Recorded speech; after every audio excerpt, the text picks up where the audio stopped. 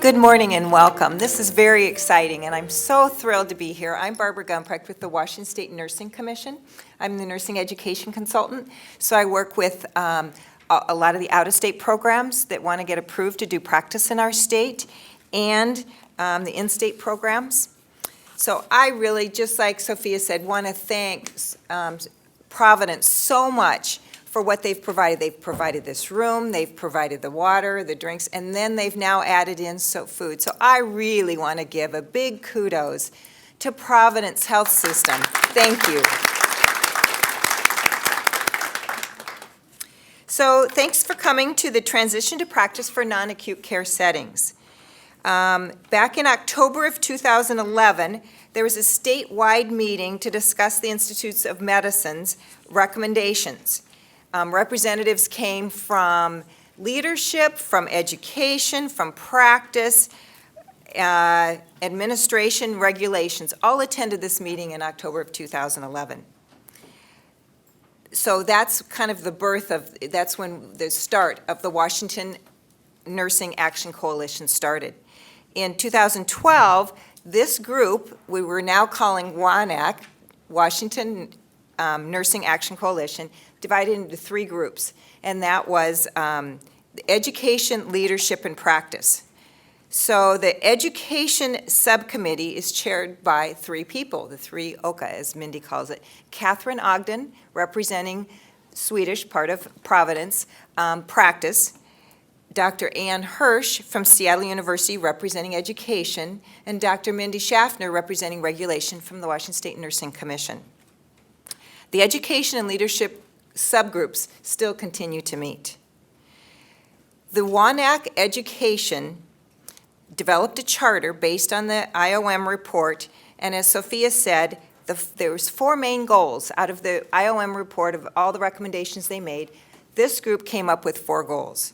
The one being increasing the proportion of nurses with a BSN to 80% by 2020.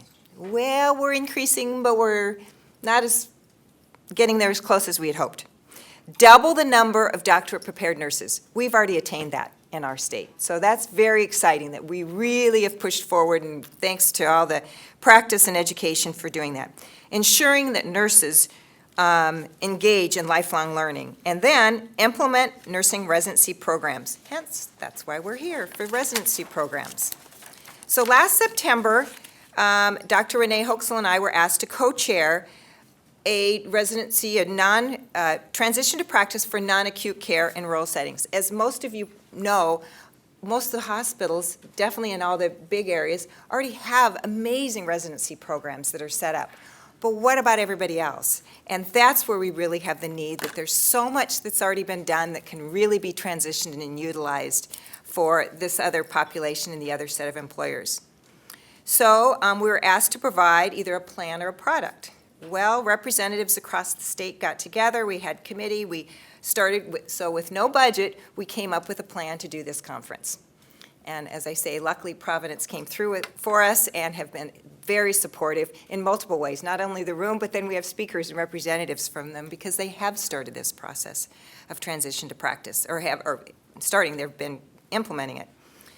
So, and then once we advertised this conference, then we're even getting more input. Someone said, well, are you having some representatives from school nurses for their transition to practice? And we thought, no, we don't. And I used to be a school nurse. So there's so much potential here that I'm very excited that hopefully after today, it won't just end, that we'll be able to develop and grow and really get a statewide group together to work as a team to have certain potentially modules, some programs for transition to practice for non-acute care settings.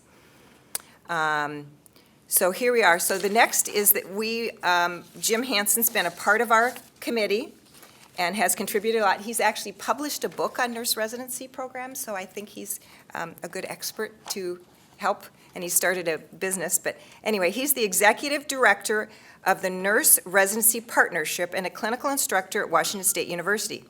He is a frequent national speaker on the topics of nurse residency programs, new graduate nurse transition to practice, precepting, and program evaluation. With a clinical foundation in emergency and critical care nursing, Hansen's interest in precepting and orientation models led him into nursing professional development years ago, where he is focused on designing new graduate transition to practice programs in both the acute care and rural settings. He holds associate and bachelor's degrees from Brigham Young and has a graduate degree in nursing education from the University of Wyoming, and is an American Nurses Credentialing Center board certified in nursing professional development. He helped establish and serves as an appraiser for the American Nurses Credentialing Center Practice Transition Accreditation Program. What a mouthful. And is an accreditation site visitor for Accreditation Commission for Education Nursing. So ASIN, so he's an accredited, so he's really, the wealth of background is amazing. He is the Nurse Residency Program column editor for the Journal for Nurses in Professional Development, the primary author of the Nurse Residency Program Builder, and a contributing author to the Nurse Preceptor Program Builder, and the core curriculum for the American Academy of Preceptor Advancement. So I want to give Jim Hansen a warm welcome to our first Transition to Practice conference. Thanks to each and every one of you, definitely. Barbara did such a good job. She was telling me in the car as we were coming on, she's really nervous and doesn't like talking about in front of a lot of people and things like that. And boy, that doesn't show at all. She did a great job, and especially since there's so many people here that know her and like her so much. And that's just not including me. so very good. Wonderful to be able to spend time with you today. So I wanted to just take a quick second before we get started to take kind of a quick poll in the room. I would love, the topic of transition to practice and nurse residency programs really does provide a bridge. We'll talk about this, more about this here in a minute or two, between the world of academia and the world of the industry. I just always love to talk to the audiences that I have and see who and where everybody plays out. If you are kind of here because your position is on the academic side, you're in a faculty in a nursing school, nursing program, something like that, raise your hand so I can see. Okay, so got about 4 or 5. Excellent. Oh, 6. Good. About so. Okay, good. Excellent. And then I'm going to assume the rest of you represent the industry side somewhere. Of the industry side, who here represents the acute care industry? So you work in like a normal established hospital and something like that. About the same amount. Good. Excellent. Excellent. And then I'm going to assume the rest of you are non-acute care. The non-acute care world can be fractured into a lot of different areas. Let me just throw some out. Who represents, who's here because they work in a long-term care type situation? Okay, excellent. How about community care, home health? Okay, excellent. And then what about ambulatory care? Okay, there's our biggest chunk right there, it looks like then. Excellent. So this is a skilled nursing and ambulatory care type thing. And then there's a good portion of you that have. Who am I missing? Where are you from? Well, we represent the Washington State Department of Corrections, and we work okay. there and Correctional facilities. Excellent, excellent. School nursing. Did I hear some school nursing? Good. Who else we got? Public health. Okay, great. Excellent, excellent. All right. What a wonderful heterogeneous group we have. Please. Parish nursing and faith community nursing. Oh, parish and faith community nursing as well. So excellent, excellent. What a wonderful heterogeny we have going on right here in the group. This provides us a really wonderful opportunity to be able to discuss the things that we all have in common, but being able to accommodate at the same time the differences and specificities that we must grasp at the same time. So excellent, excellent. To kind of kick things off, that helps me. Thank you so much for that. To kind of kick things off, I guess it is working pretty good. Good, excellent. I just wanted to kind of tell a story. A little while ago, I took my family to Hawaii on vacation. Went to the Big Island of Hawaii, and for those of you that have been there or experienced it, right there in the southern part of the island is Volcanoes National Park. The national park there where the Mauna Kea is the mountain, Mauna Loa is the volcano. The Mauna Loa volcano has been erupting continuously since the mid-1980s and has just been doing its thing. As such, we've learned over the years that nothing stops lava. You know, if it's erupting and it trickles down through part of the island, sometimes that lava flows underground through lava tubes and just dumps right into the ocean, making the island bigger. Sometimes it flows, it erupts on top of the ground and flows down to the ground over there. As it moves its steady march eventually to the sea downhill, it'll roll over the top of anything and everything. Nothing stops molten rock. 1,600 degrees of molten rock. And you can't build a wall to stop it. You can't, nothing stops it. And over the course of time, as people have maybe built subdivisions or housing developments or roads and everything like that, there's developed areas that the lava just promptly slowly crawls right over the top of it and buries everything in a layer of rock. As we were driving down, in lieu of this, you can see here on the picture there that those lava flows, once they cool, they just turn into solid rock, and nothing stops them. So as we were driving, the roads will come, and it'll literally just dead end into a cliff of lava rock, kind of as you see before. And it's kind of interesting as we were driving along. I was like, well, that's the end of this road. Ain't going further on that. But anyway, let's go check it out and run the kids, and we can go scramble around. And as I got closer to that, I saw on there that, it was not an impassable chunk of just rugged rock. There were actually tire tracks going up over the top of it. And I realized that the terrain here was not entirely impassable. Now, we were driving a Ford Escort wagon. So for us, that terrain was impassable. But knowing full well that other people who maybe had a different vehicle that they were traversing in, whether it could have been a Jeep, it could have been a truck or something like that, that terrain was definitely a different terrain than they'd been traveling on, but it was not traversable. But it is impassable maybe in the existing vehicles that we might be taking now. And it occurred to me at that time that, this is a wonderful metaphor for modern day healthcare. The Affordable Care Act has changed so many things. It's the most revolutionary address we've made to the healthcare industry since the 1960s, since the implementation of Medicare by President Johnson in 1965. And so it has done more to reform the U.S. healthcare industry than anything in probably the last 50 years.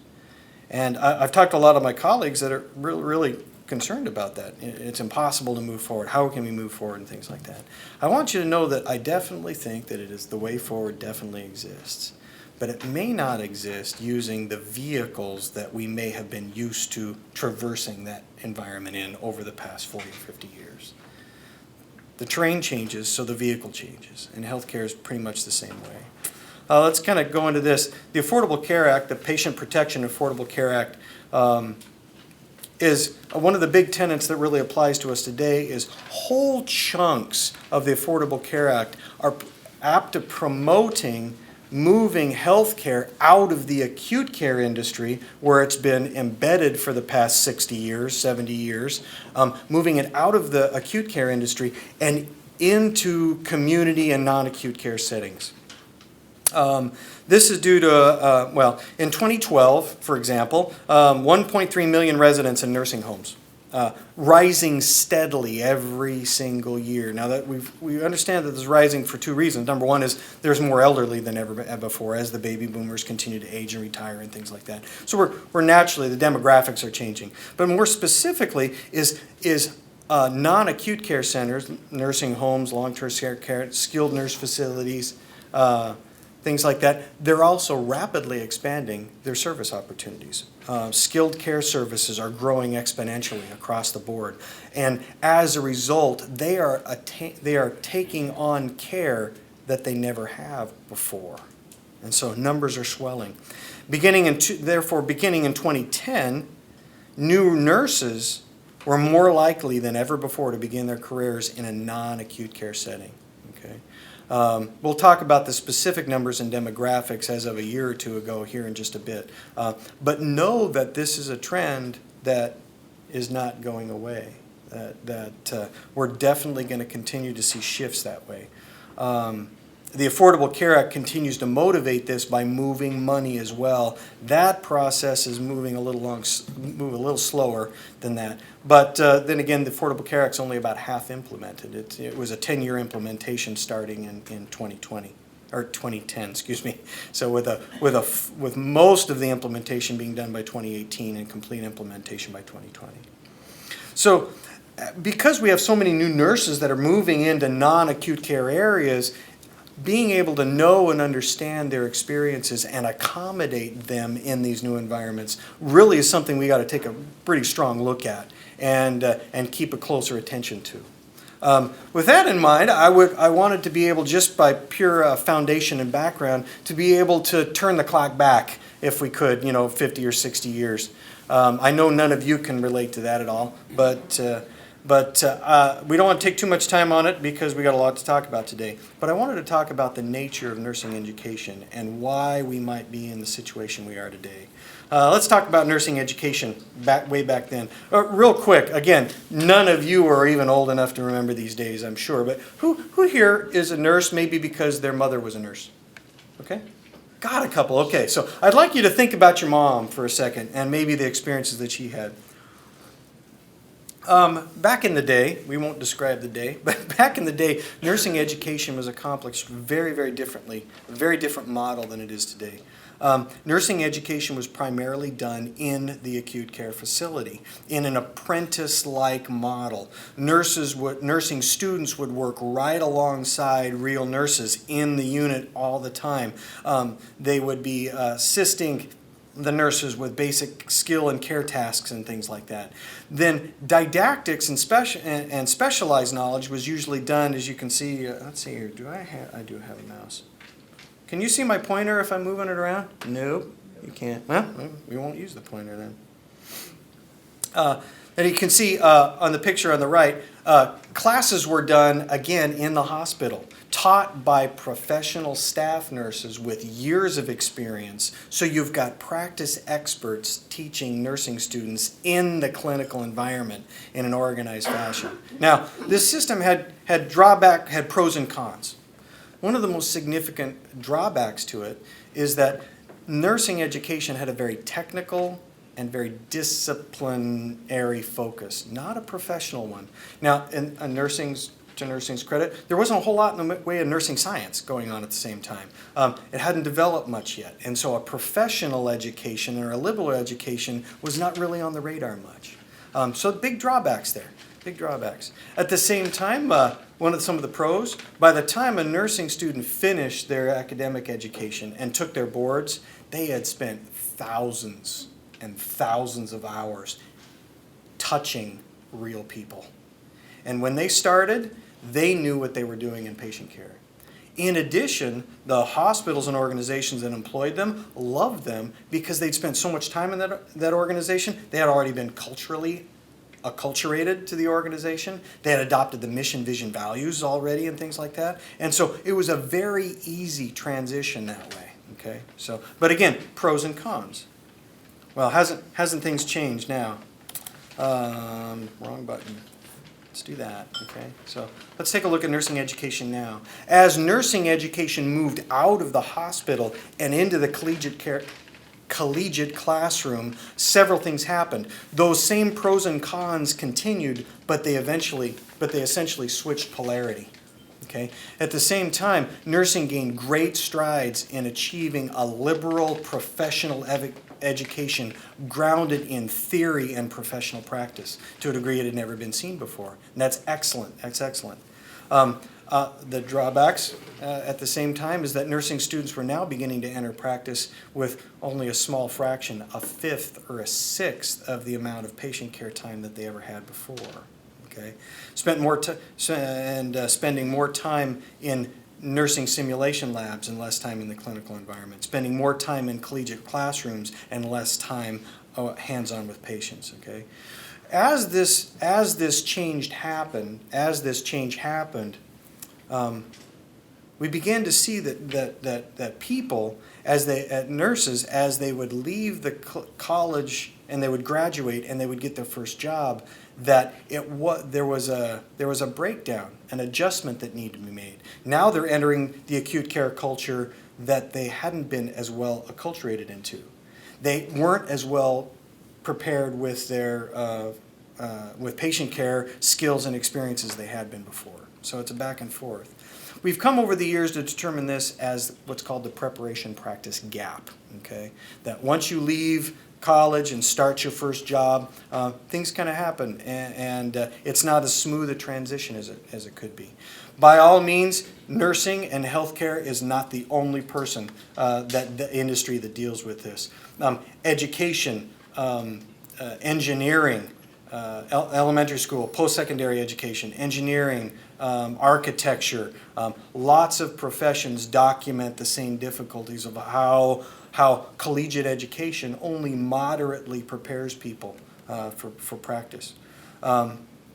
You can see that this kind of cleft that students needed to jump as they move from academia to the nursing industry becomes the preparation practice gap. As time goes on, we learn to identify the gap a little bit more. In 1972, in a now famous work, Marlene Kramer presented her research findings in a now famous book called Reality Shock: Why Nurses Leave Nursing, wherein she described this preparation practice gap of big enough that not every nurse would make that leap. As many as 12% in her original research in the 1960s would fall into the gap. They would go, they would work for a little while in the industry, and then realize that this is not what they signed up for, and they would leave altogether, essentially wasting and putting to waste all of the valuable education that they had been given in the collegiate environment. It continued to advance. Again, that was 1972. By the time we hit 2002, in a now famous white paper called The Healthcare at the Crossroads, the Joint Commission called it a continental divide. Their words, not mine. So kind of buff there. But they called it a continental divide.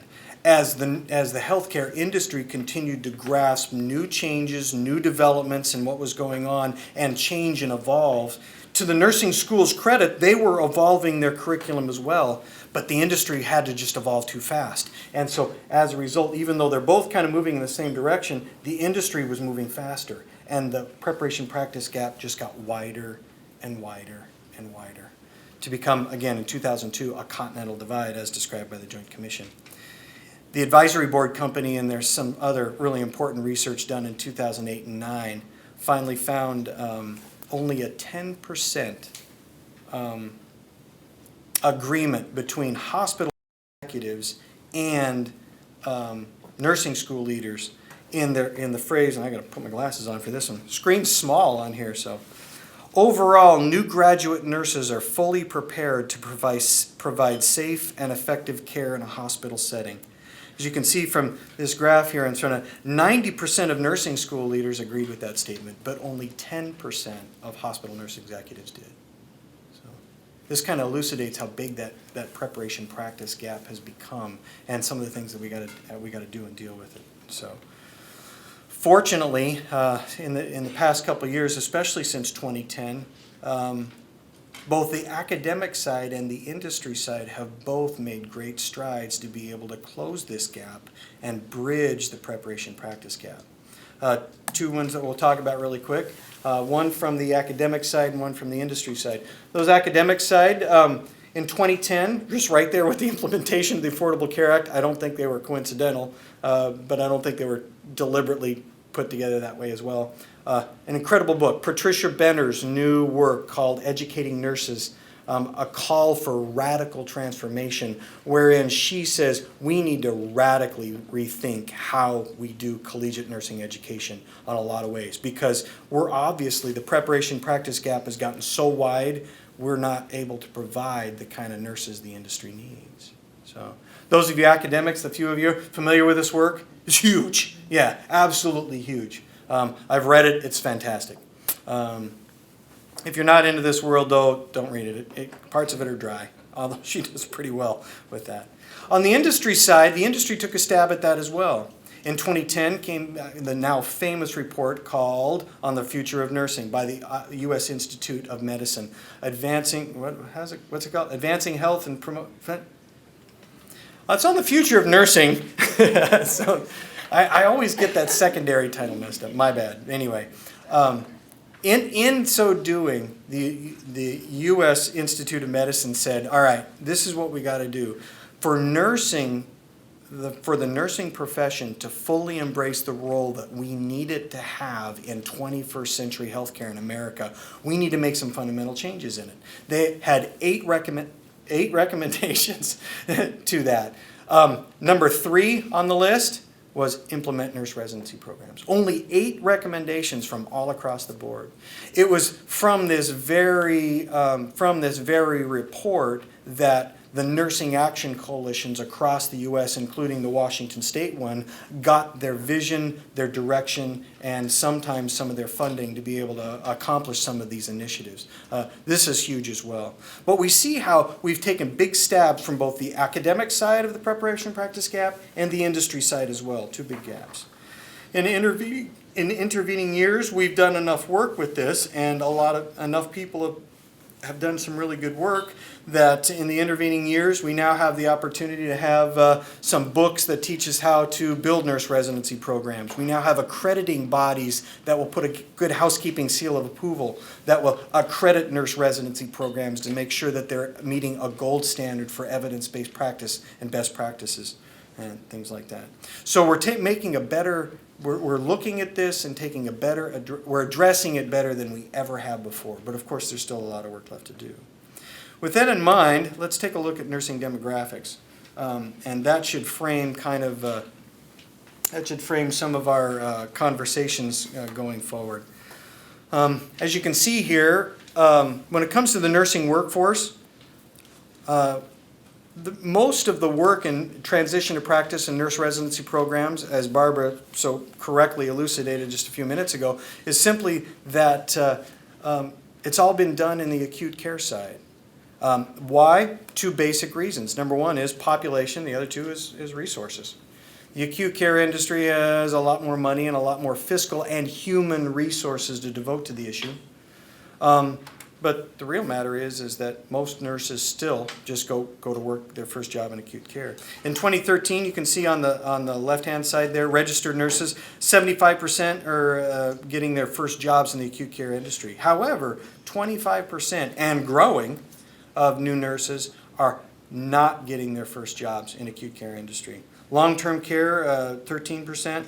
Community care settings running about 7%. And then all others kind of about 4%. So it's a pretty good chunk. 1 in 4 new graduate nurses are not getting that standard acute care job. Okay, but 75% are.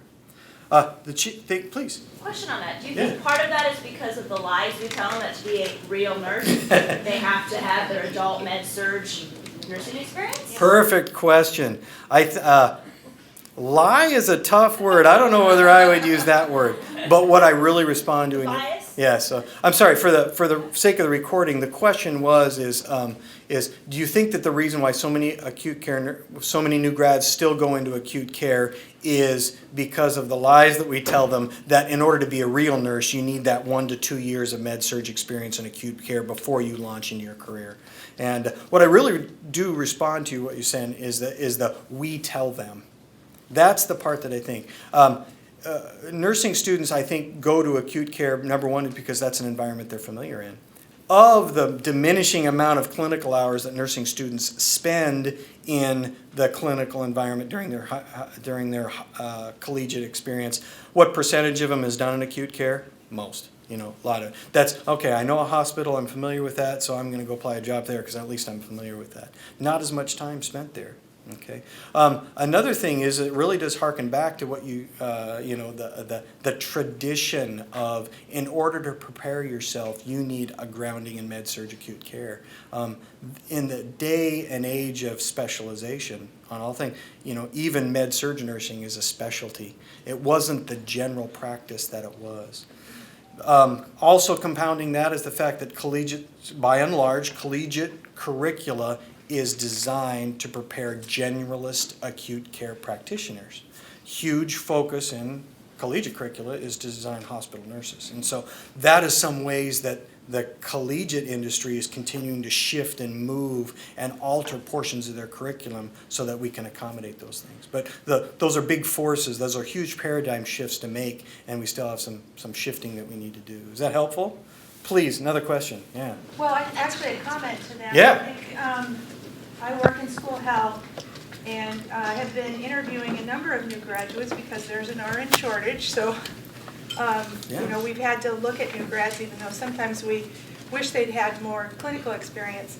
But many of them come to us asking, what is your residency program? So if we're not creating an environment where they're feeling like they get the support they need to practice safely, then, you know, which is why this conference is so wonderful. Yeah. You know, they're not feeling that, they know what to look for when they go to a new job. That's an excellent point and completely valid, completely accurate. Non-acute care organizations, as nurses begin to look at non-acute care jobs, they ask the same question their other colleagues are. So if I get a job here, do you have a nurse residency program? And a lot of those non-acute, nope, we don't. No, well, I'm going to go work somewhere where we got a nurse residency program, and they end up in acute care again. Perfect observation that is completely valid, completely valid. So along those lines, if you look, very different story with LPNs in the workforce across the nation. A full 3/4 of LPNs work in non-acute care settings nowadays. About half of them in long-term care and the other half in community settings. This is public health, this is doctor's offices, this is home health, those kinds of things like that. So exactly the opposite percentages between RN and LPN. Only about 12% of LPNs nationwide work in acute care settings, and then all others account for about another 9%. You can see there in the graph. And so when it comes to accommodating RNs, the professional nursing degree, we have some paradigm shifts to make. We do have nice opportunities, though, for LPNs as well. So keep that in mind as we go forward.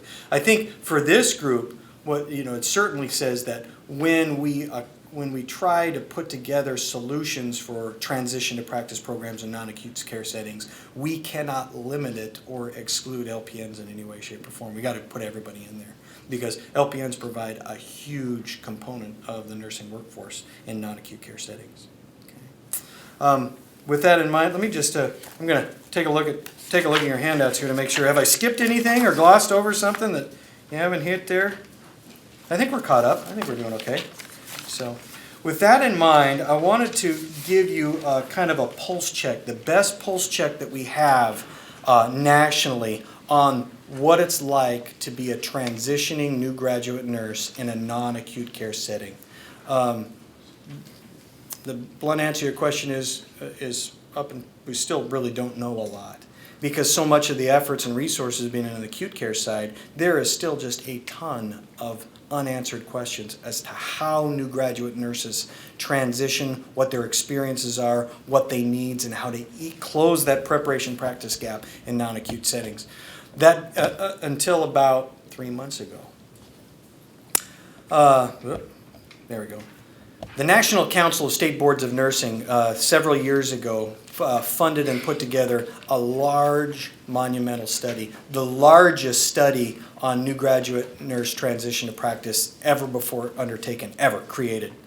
Had a couple of really neat features. Number one is it was large, which helps out a lot. Number two is it was the first true experimental model research that had ever been done on this. The idea was basically simple. Let's create a nurse residency program. Okay, let's just kind of build one, an experimental nurse residency program, and then let's put it in place in some places, and then let's compare that. That's experimental group, and then let's let control group of just being a bunch of organizations just doing what they've always done, and then let's see how these new graduate nurses, how they turn out and how they do. Okay, that's basically it. So their first phase was to be able to build it. Second phase was to implement it in acute care settings. And then third phase is let's then replicate it in non-acute care settings and see what happens. Please. What year was this? Started in 2013. They just published just a few months ago. You can see the reference at the bottom of the screen. Do I have it in the handouts?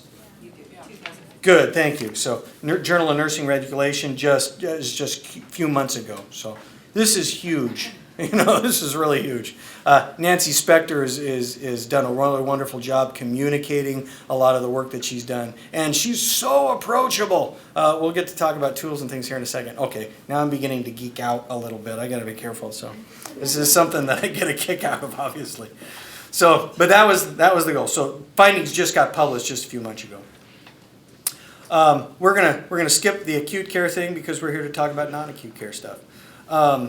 This represents the largest study and look of transition to practice, both with a transition to practice program and without, in non-acute care settings that's ever been done. That being said, let's see here. I have in your notes how many. Let's see here. How many? Oh yeah, experiments included 17 nursing home, 3 home health agencies, and 3 public health agencies. Control group sites were about 15, if I remember from the original research.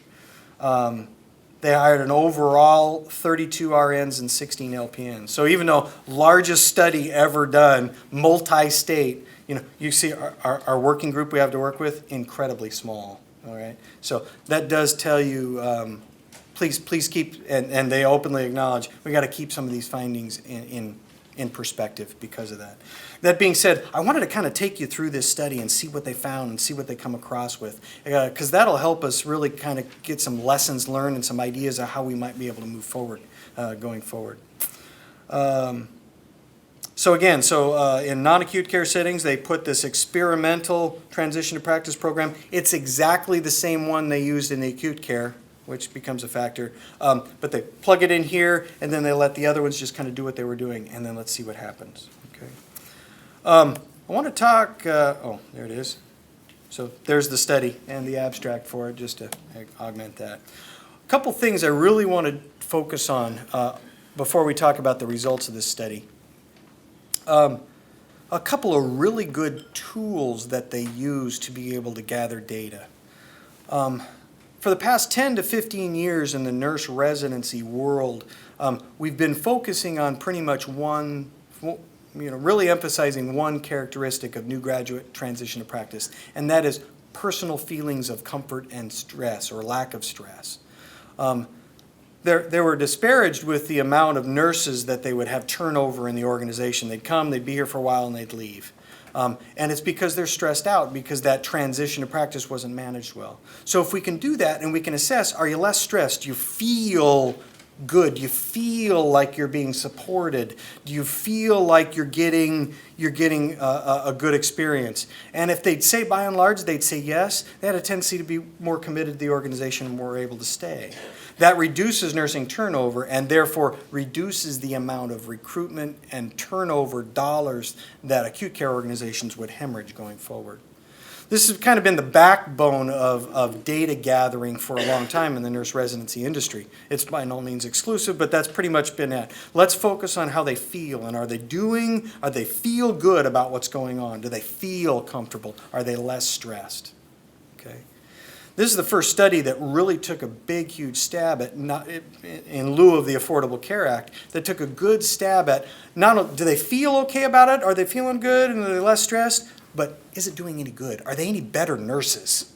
Because you can feel good about it and still be an incompetent nurse, but just feel really good about being an incompetent nurse. So what we're really interested to do, especially now that the Affordable Care Act is basing reimbursement and focusing on quality care in the healthcare industry.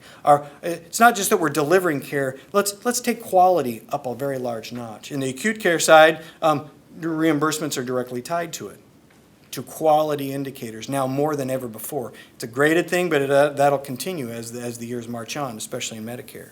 Okay, so to be able to take a stab at that, we not only wanted to, do they feel good about it, these new nurses, but are they better nurses? A couple of tools I just want to draw attention to. One is the overall competency tool. And I will tell you that both of these tools, again, Nancy's wonderful to talk to. If you email her, talk to her, she'll send them to you. She's just really open about it. we'll leave it at that. The overall competency tool measures competency from both preceptors and residents self-reported. No significant differences between the groups in the study. Now, this is significant, a couple things. Number one is as we went through the program, they would ask residents, how are you how are your competency? Are you getting to be a better nurse in these areas? And the nurses would rate themselves. I'm getting this whole patient safety thing down. Passing out medications, doing patient assessments, dealing with acute changes in patient conditions, managing chronic illness. How you coming in these? I'm feeling pretty good, or I'm really dragging. I'm behind the curve on here. And the nurse residents themselves would rank themselves. They also gave exactly the same thing to the preceptors. So how are they doing in their competency? How are they doing with are they coming along or not? To everybody's kind of surprise and great delight, they found a couple things. Number one is that the answers resonated with themselves. There was no significant differences between them. For instance, and what we take from that is a nurse resident can assess their own competency or incompetency about as good as their preceptor can, which is great because now we can rely on, the data is relatively reliable, okay? The other thing is we kind of notice is that if anything, nurse residents will rate their competency as lower than their preceptors. Isn't that kind of interesting? They kind of beat on themselves a little bit more. So now being one of the few men in the room, I don't know, maybe the gender thing might have something to do with that. I don't know. You women kind of talk yourselves down so often. Please don't do that ever. But anyway, the preceptors would rate them higher. And yeah, they're doing bad. They're doing pretty good. And there's nurse residents, I'm not doing very good at all. They're really feeling insecure about that. So very nice overall competency tool. And then finally, the practice issues index was another. And this is been given to the residents. It's a self-reported measure of their own positive and negative safety practices. For instance, a positive safety practice, I caught a med error before it occurred, right? Okay, positive safety practice. A negative safety practice, my patient got a pressure ulcer, had a patient fall, catheter-associated UTI, things like that, things that take a hit in quality indicators and things. So they would ask them, rank yourself on your positive and negative safety practices.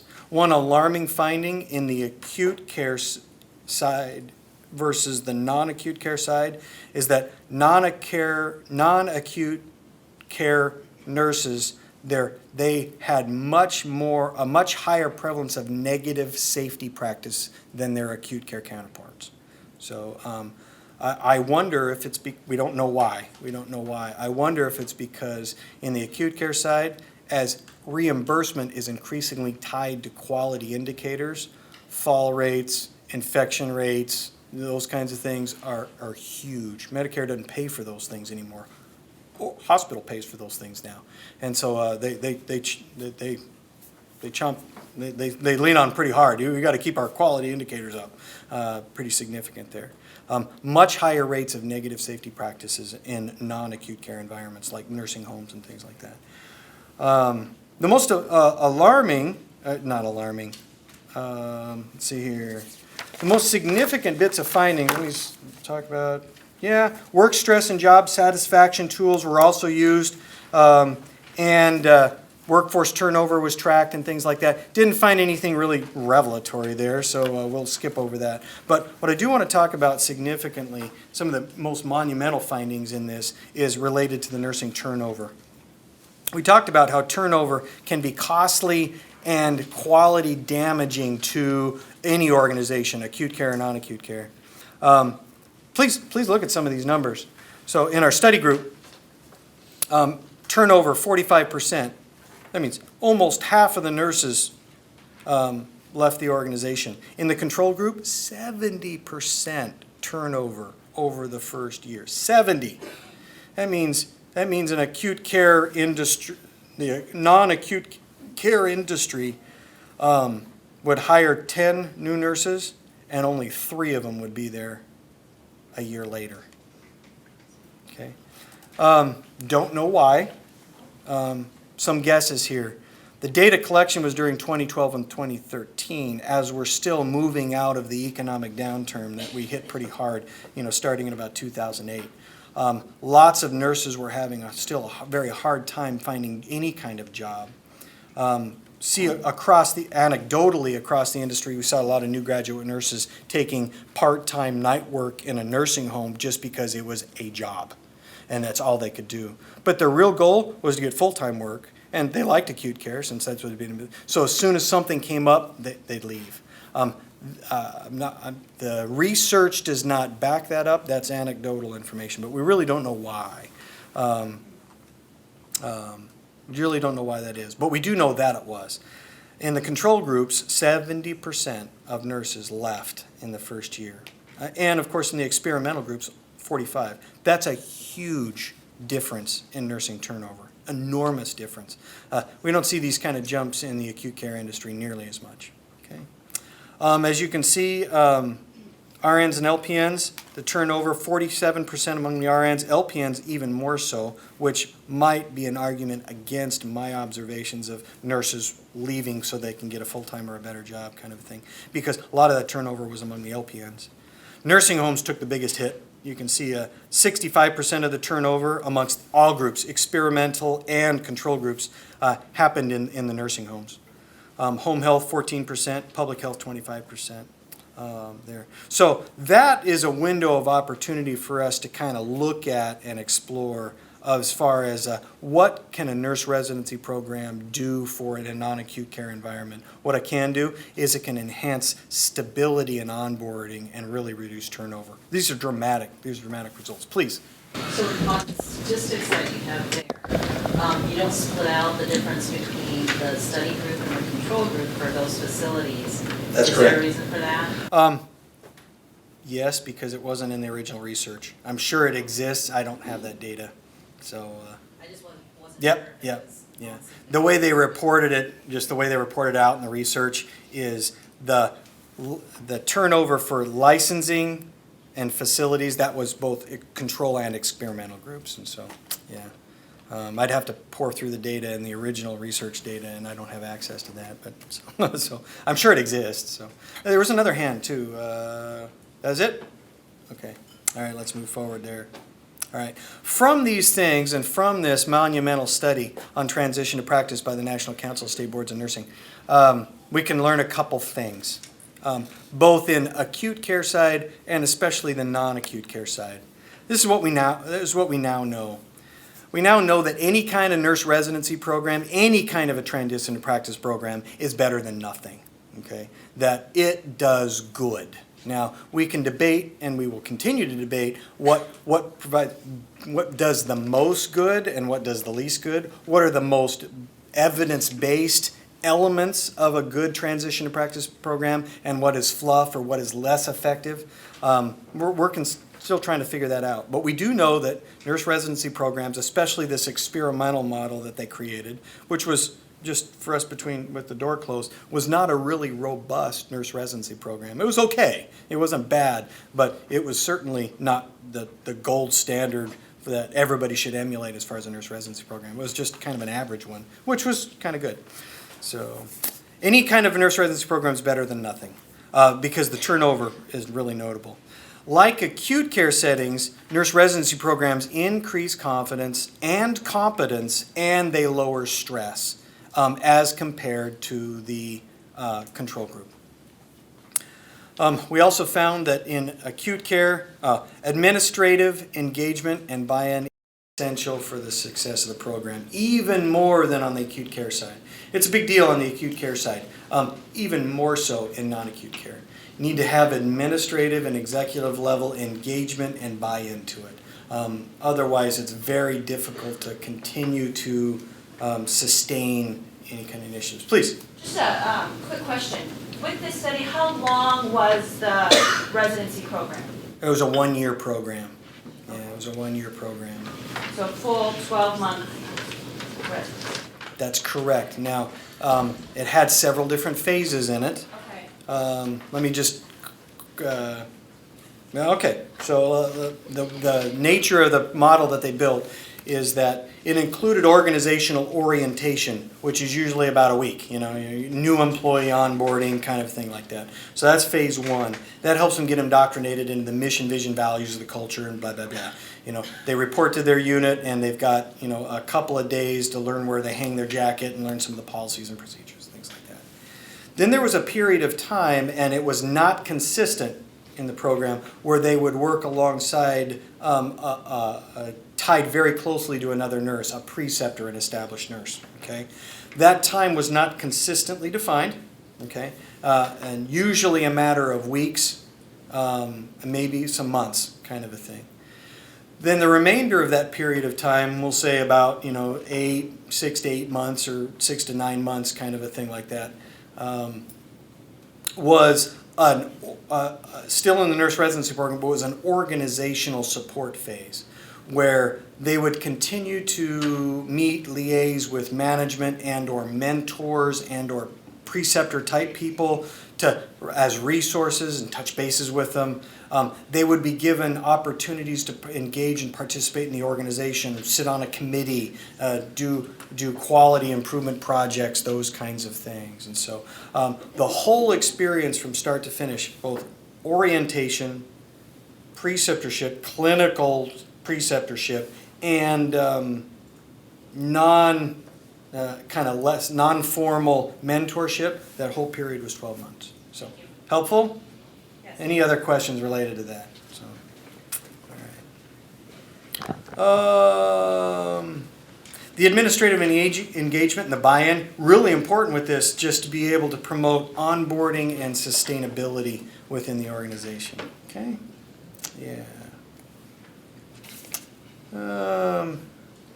Still, just tons of unanswered questions with that. So in the non-acute care setting, this is kind of wraps up some of the biggest findings of the research. I didn't want to spend too much time on it, but wanted to be able to just take a good stab at that. What I wanted to do is talk about who has been engaged in this kind of work before. Who are our pioneers in the non-acute care transition to practice world? There are several. I'd like to talk about kind of the most prominent 7 out there really quickly, and we'll do it. To know that the work that you're engaged in, certainly you're not alone in this. Others are going and have gone before you. Let's talk about a few of them. There are 4 in your notes, and I'm going to add on 3 more as we continue to talk. First of all, the Stepping Up program. This is Rhode Island's Passport to Practice program. There's a link in there. This was not a true nurse residency or transition to practice program per se. They were the first ones just simply because it's Rhode Island. There's whole counties in my home state of Idaho that are bigger than Rhode Island. So they can implement a statewide program, and they were very proud of that. They also took it into consideration. Yeah, we know. It's a little easy for us to implement something statewide. So what this was more of a bridge to practice program for nurses, again in 2011, 2012, that kind of a thing, that were having trouble finding jobs during the economic downturn. What germinal amount of nursing skill they had developed was languishing and atrophying very quickly, and so we need practice experiences to keep ourselves sharp until we can get a job. So these are licensed nurses, they pass the NCLEX, but not fully employed. They could be unemployed or underemployed. Maybe you're doing a per diem shift somewhere. The program involved the paid positions, there was money to pay them actually, and clinical experiences and time done in non-acute care settings. The majority of it were nursing homes.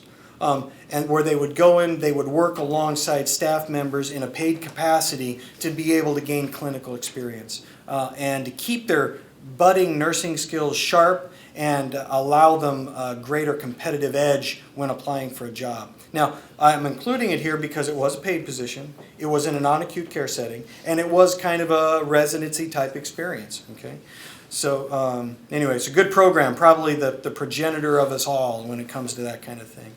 The Stepping Up, the Rhode Island Passport to Practice program is currently dormant. Went dormant in mid-2013, pending further funding for the program. Please. Where did the grant funding come from? Oh, for the Stepping Up program? Can't answer that one right off. I want to say it's Robert Wood Johnson. Because both of these, the first 2, are no longer happening. We'll talk about that. We'll talk about it and take those comments. You're exactly right. We'll take those comments into context. Idaho State University. This was a $900,000 HRSA, Health Resources Services Administration grant, done in 2009, 2010, 2009, to implement a rural nurse residency program, not necessarily non-acute care, but focusing on rural, just non-hospital. Now, granted, rural hospitals can be acute care hospitals, even if it's only 25 beds. So, but that was the focus of this program. It was administrated through the Idaho State University. One really nice thing about this is it was not boundary specific, or specialty specific. They wanted you from a rural type area. You could be in a nursing home in a rural area. You could be in a critical access hospital, correctional facilities. Who's the correctional facility people? There, yeah. Correctional facilities took part in that program as well. Things like that. From all across the nation, from California to Ohio to southern Alaska to Arizona. Indian Health Services, community access clinics and things like that run really well with that one. So this was the first one to really take a good stab at non-acute care but rural practice. This program grant ran out in late 2014, and the Idaho State University program is no longer functional, doesn't exist anymore.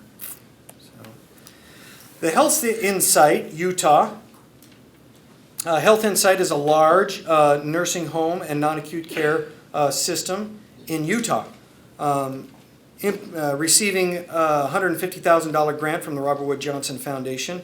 They administrated a nurse residency program for nursing homes in and around Utah. It was a statewide thing, but it wasn't designed to be a statewide thing. It just, their operational area happened to be within the bounds of the state, and so it kind of became a statewide thing. But it was really just within the Health Insight network. Anybody familiar with these groups, by the way? I'm not really either myself, but that's okay. Anyway, there they are.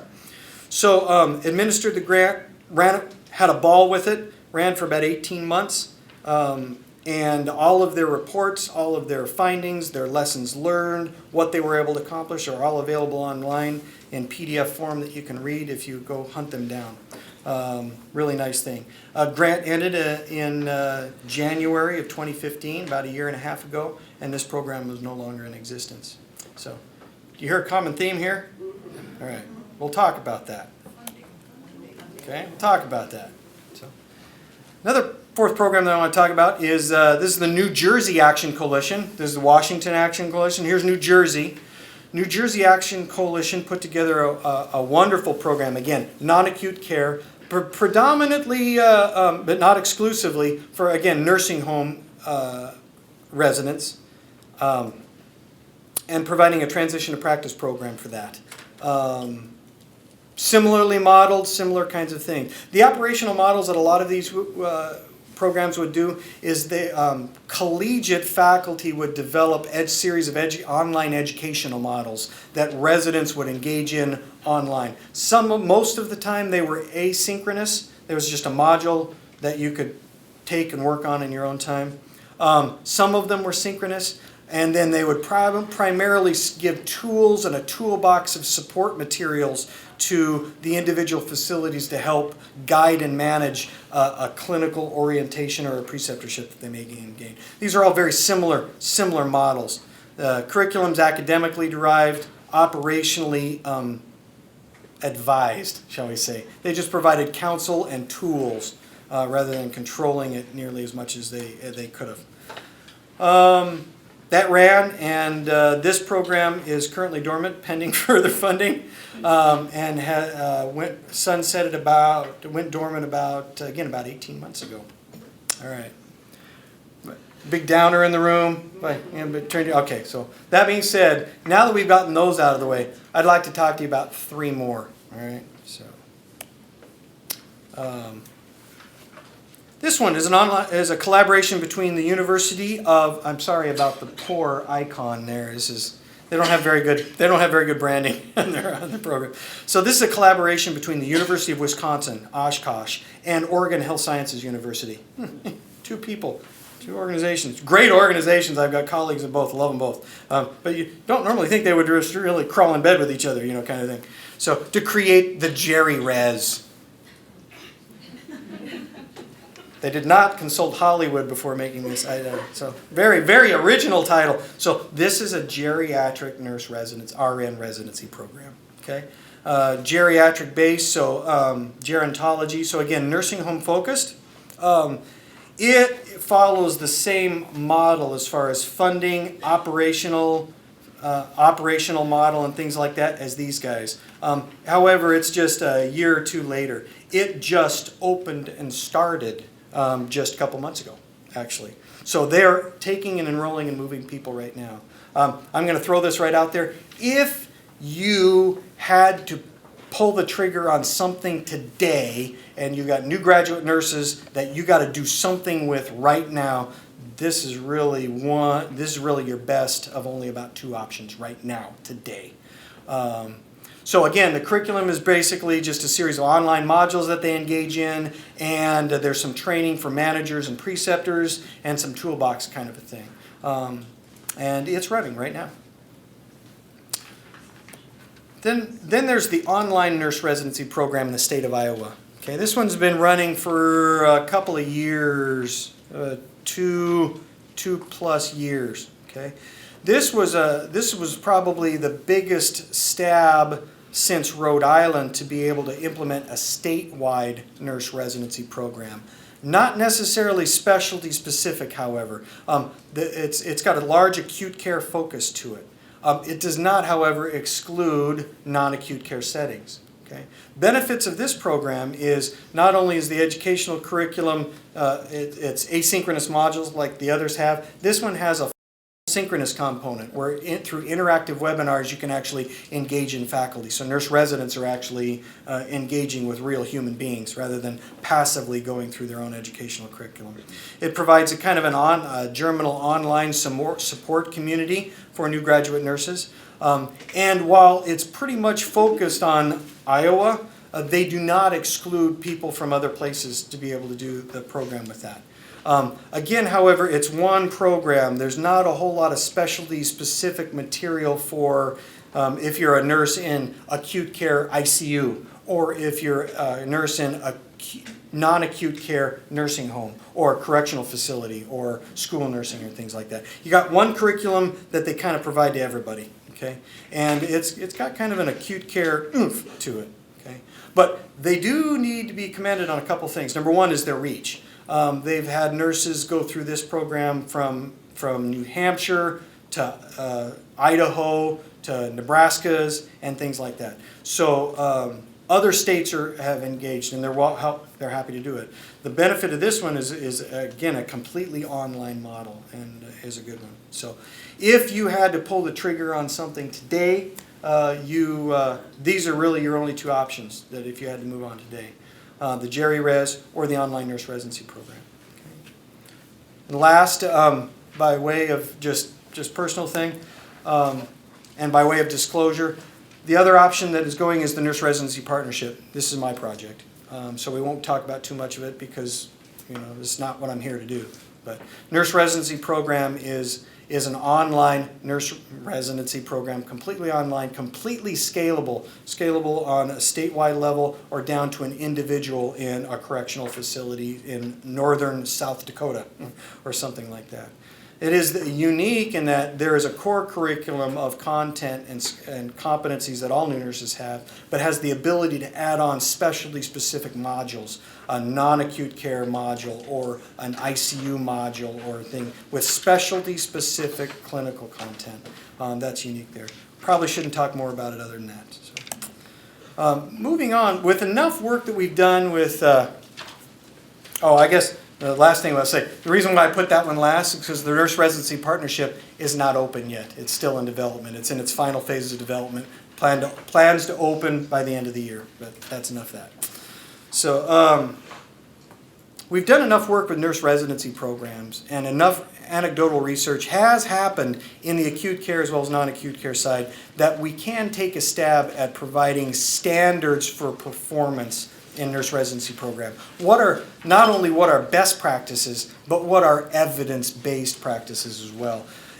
Real evidence-based practice in nurse residency programs is still pretty small. We can take a pretty good stab at best practice, however. 2 national organizations can accredit them nowadays. One is the CCNE, Standards of Accreditation. The other is the American Nurses Credentialing Center, the Practice Transition Accreditation Program. These are basically two, we talked before about the preparation practice gap and how there's the academic side and their stab at being able to do this, and then the industry side and their stab in being able to do this. Patricia Bender's book on educating nurses on the academic side, the IOM report on the future of nursing on the industry side. These two residency program standards are reflective of both of those philosophies. The CCNE, the Commission for Collegiate Nursing Education, is an accrediting branch for nursing collegiate programs across the nation.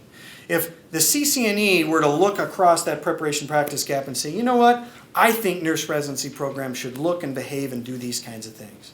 And that from their perspective here in academic world, this is what they think they do. That's really what's embodied in the CCNE standards.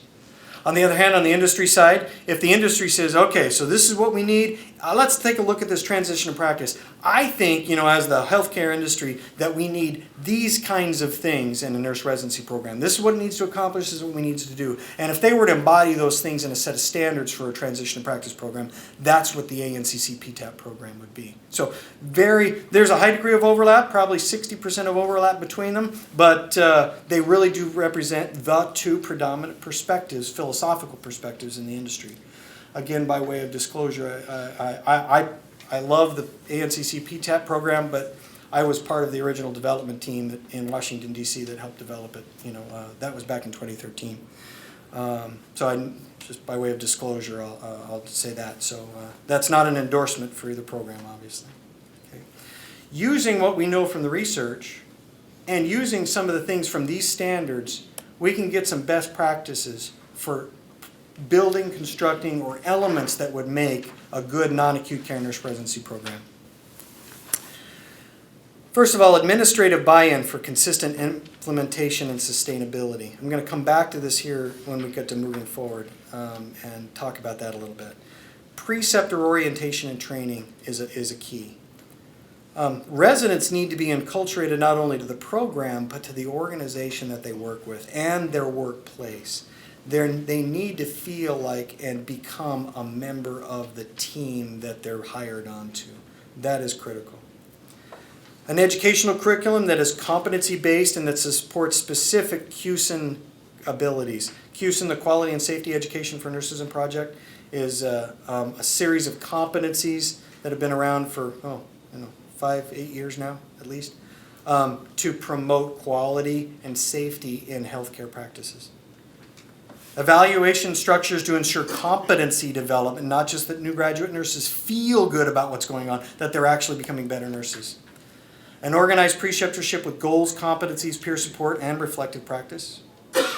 A mentor for support after their preceptorship, so ongoing support even after they're working, taking a full patient load on their own. You just can't, okay, you're done and thrown away. There needs to be some kind of support structures in place to continue to keep an eye on them. And finally, professional development opportunities within an organization that helps embed acculturation within the organization. Hey, can you help us revise this policy? Can you help us sit on this committee? We appreciate your perspective. Can you help us make the workplace better? That helps embed ownership, acculturation, and engagement. And evaluation to evolve the program as a whole. All right. So now let's... So where do we go from here? With that background, how do we move forward? What do we do? You can see, again, the common theme of those progenitors who have gone before us is they have a tendency, they garner a lot of resources, are able to build a resource-intensive program, but then when the funding goes away, so does the program. So sustainability is the key factor here, without a doubt. So let's talk about sustainability and moving forward. Money is the driving factor here. Engaging administrative buying using a key metric, nursing turnover. In the acute care industry, turnover is very expensive on a lot of levels. It doesn't do any good for any organization to hire some nurses in only to have them 6 to 12 months later, have them go walking right out the door again. We've basically just thrown away all of that money in onboarding, in training, in orientation, and things and advantages. Please. Mr. Hanson, I'd like to point out it's expensive in any industry. That it is. outside of healthcare and inside of healthcare uses the same metric. They looked at that magic time of 3 years. They find if you can retain an employee for 3 years, you've got the best chance you're ever going to get to be able to have them for long term. Okay? There's something magic about 3 years. People are still not fully committed. Maybe, I like the job, but we'll see how it goes. But once they've been there 3 years, they have a tendency to nestle in and they're willing to stay, unless something happens, of course. Thank you.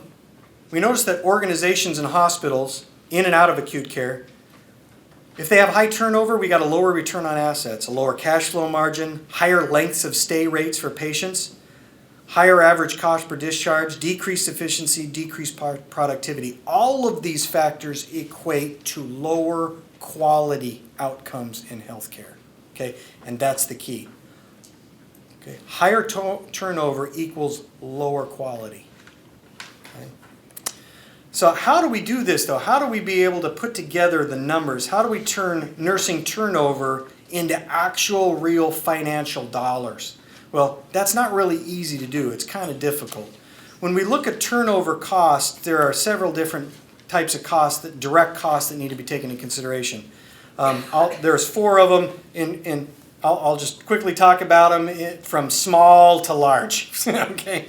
Small is just employee termination costs. This is costs involved with closing out a file, sending something to human resources, and things like that. It's not very much, but they are there. Then there's recruiting costs. Recruiting costs, we roll out the red carpet. In the acute care side, this can get stout, especially in an environment of a nursing scarcity. Sign-on bonuses, recruitment bonuses, relocation bonuses, paying recruitment agencies to help bring people in. All the advertising and marketing that we do for that can get kind of up there. More significantly is the lost productivity costs. Now we're getting the other staff, we're having to pay them turnover, pay them overtime to be able to take up the extra shifts. We're diverting patients and therefore diverting income because we can't take care of them. We have to hire agency nurses to fill those gaps at 2.5 times what we pay an in-house employee. Those kinds of things. Lost productivity costs really begin to add up. And then finally, you've got orientation costs, the costs that occur from being able to onboard a new employee.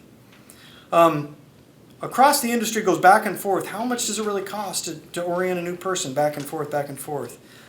No really good data exists in the non-acute care industry, I'm sorry. That being said, if we look at a quick return, let me back up then.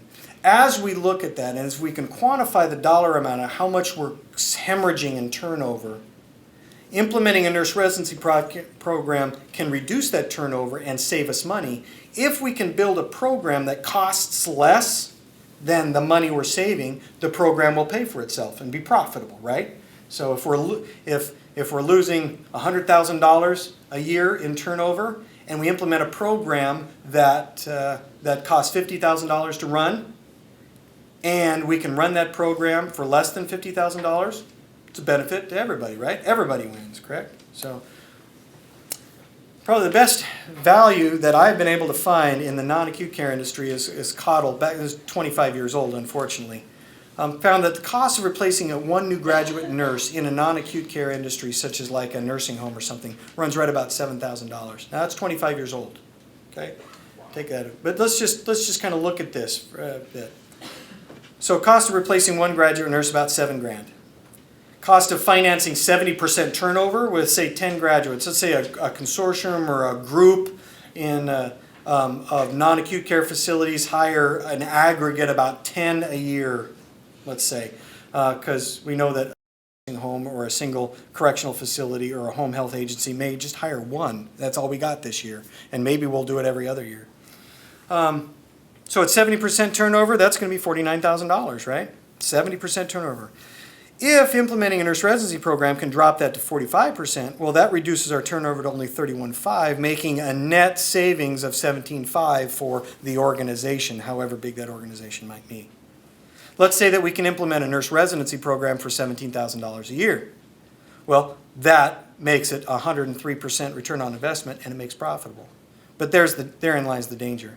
Who's going to be able to run an entire nurse residency program for $17,000 a year? How are you going to handle that? Okay. Now do you see? Now do you see where we're at? So how do you do that? How do you take a nurse residency program and be able to reduce the cost, operational cost, so that you can implement it in such a way that it can be cost effective to an organization?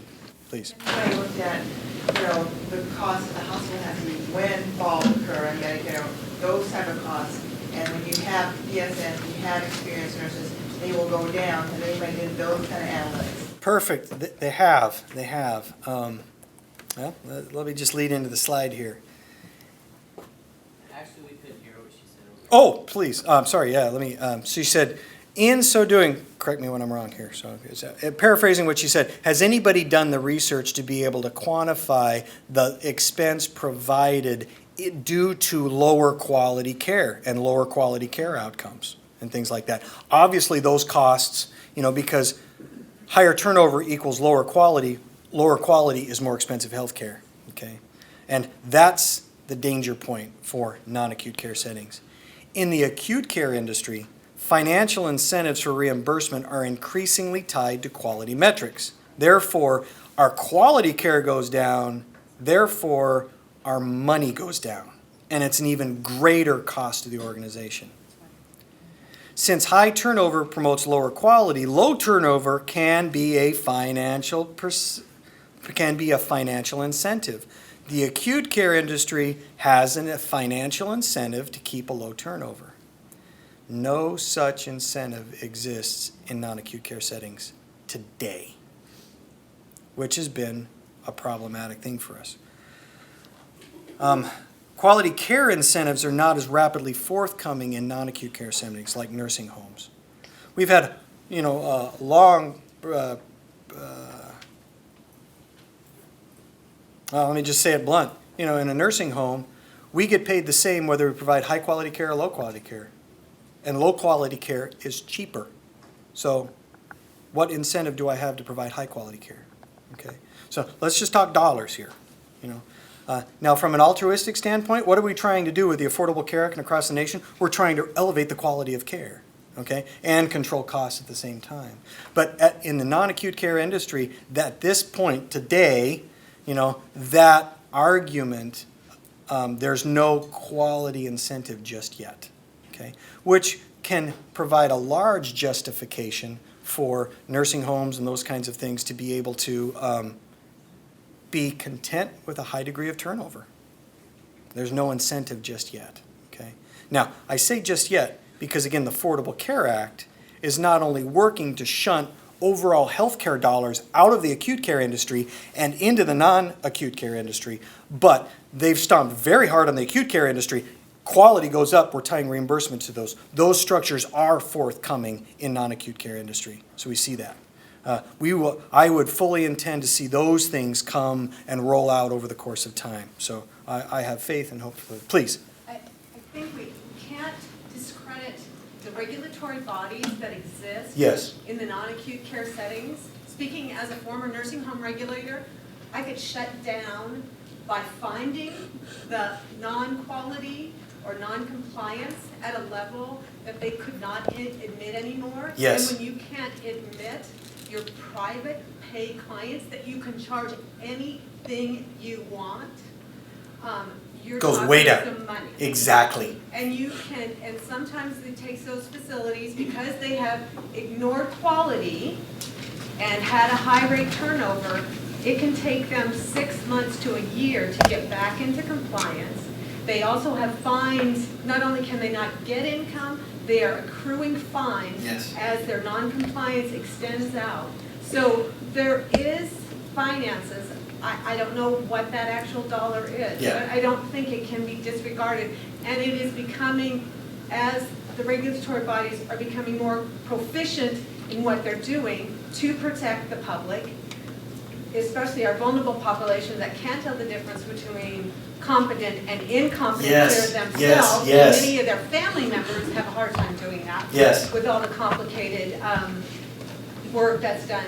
I think it's there is some money there. Yes, So- you're exactly right. I should have clarified my statements prior. You're exactly right, exactly right, exactly right. I agree 100%.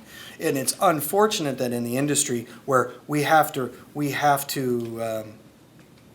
get to that degree of a black and white, it's like shut you down or fully operational. In the acute care industry, you've got gradients of fully operational but weak reimbursement versus fully operational and strong reimbursement. And there's no gradient within that. Once we get to that point of noncompliance, we shut you down and or can cease your admission privileges.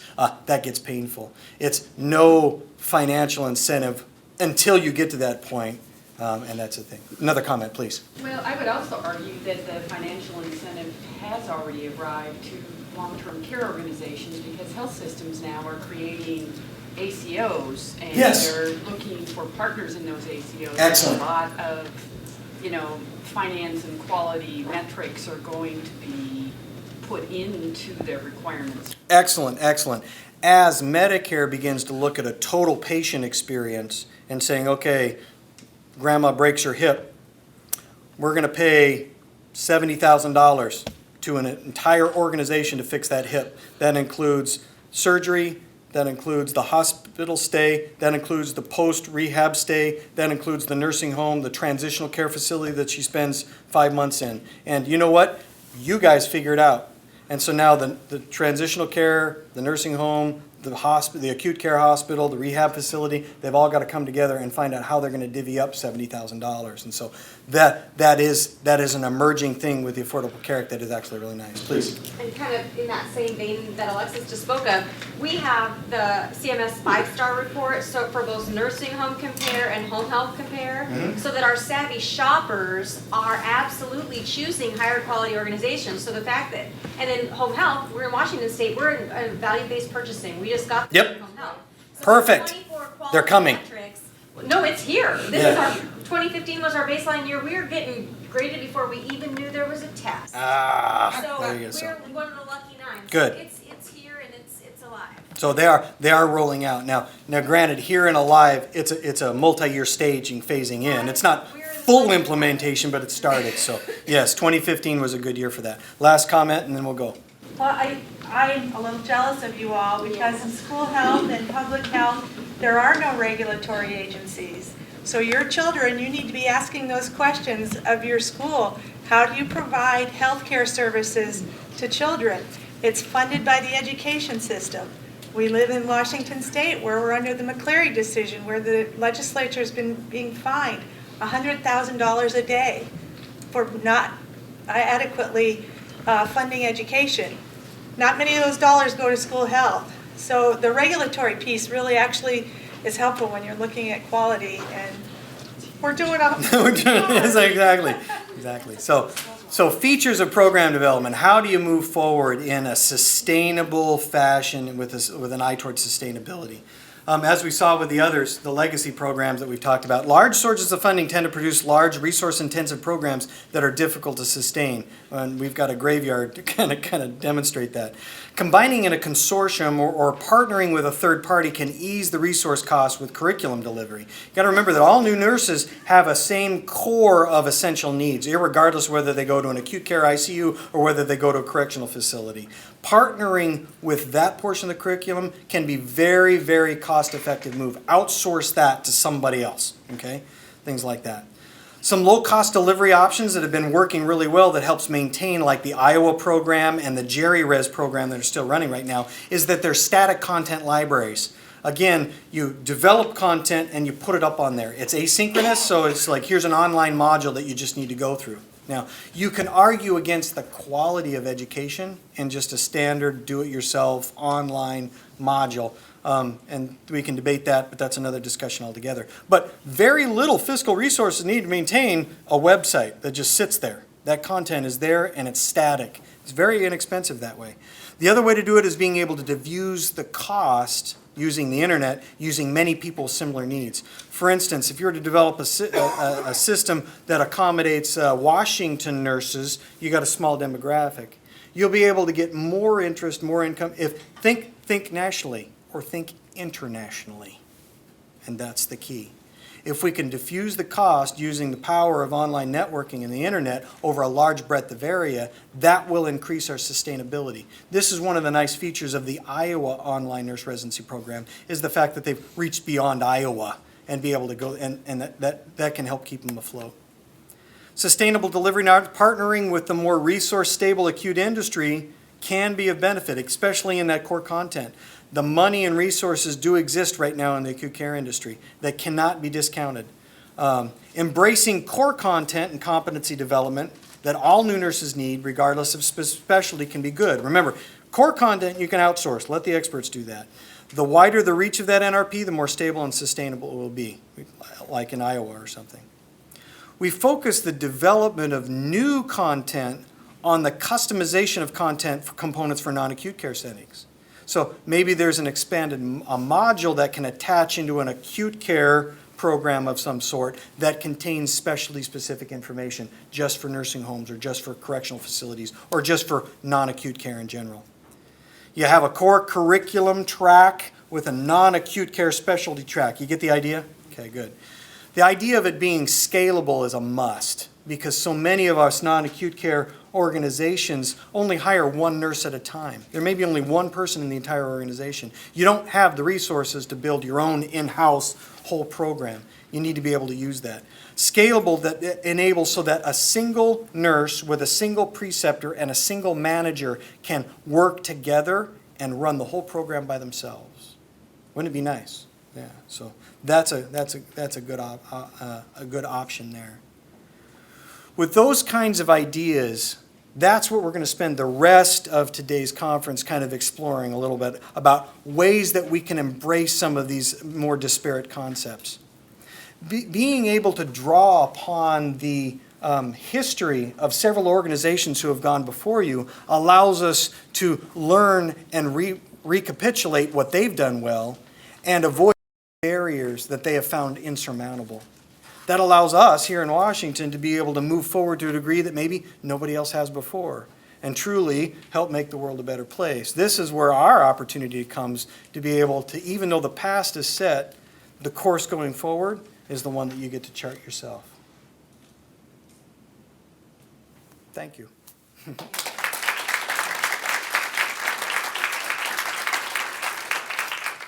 My name's Renee Hoaxel. I'm on the nursing faculty at Washington State University, but before that, I had 25 years on the industry side, and a lot of the positions that I had in the last 5-6 years that I was there involved transition to practice programs back in the day. So when Mindy Schaffner asked me to join with Barbara to co-chair the subcommittee, I was actually very delighted to get back into looking at transition to practice in depth. We're very fortunate on our planning committee that brought this workshop together to have 2 active participants from innovative and dynamic residency programs in non-acute care. Rachel Manchester from Providence, who you'll hear from later, and Karen Severson. Karen, raise your hand, from Group Health, who has since retired. Were really valuable to the work that resulted in this workshop today. Therefore, our next 2 presentations will highlight those exemplary programs, including why and how they were created, what are the key components, how to evaluate them and improve them along the way, and what tips that they will be sharing with you from the lessons that they have learned along the way. First, since Karen's retired, from Group Health, we have Susan Ann Allen, who's here to share with us the residency programs and ambulatory care clinics that Group Health has created. Susan earned her BSN from Seattle University and has worked with Group Health since 1972. She's been involved in residency programs to improve transition to practice on and off since 2001. In addition to MA residencies, which I would love to hear more about, she's been involved in all the RN residency programs since they started at Group Health in 2010, and they are planning cohort number 6 to start this September. So please join me in welcoming Susan Allen. Thank you for such a gracious introduction. I have to say that when I was asked to do this, it was a little intimidating because I don't usually like to get up in front of groups to talk, so bear with me. So why a residency? Well, we have a nursing shortage. Gaining experience in implementation of new graduate residencies will position ambulatory care nursing to successfully onboard new graduates before the nursing shortage manifests. So as you may know, ambulatory nursing is not a typical destination for new RN graduates. There are a number of reasons for this, but based on projected significant shortages in our organization, our nursing leadership had the foresight and the vision to test the theory.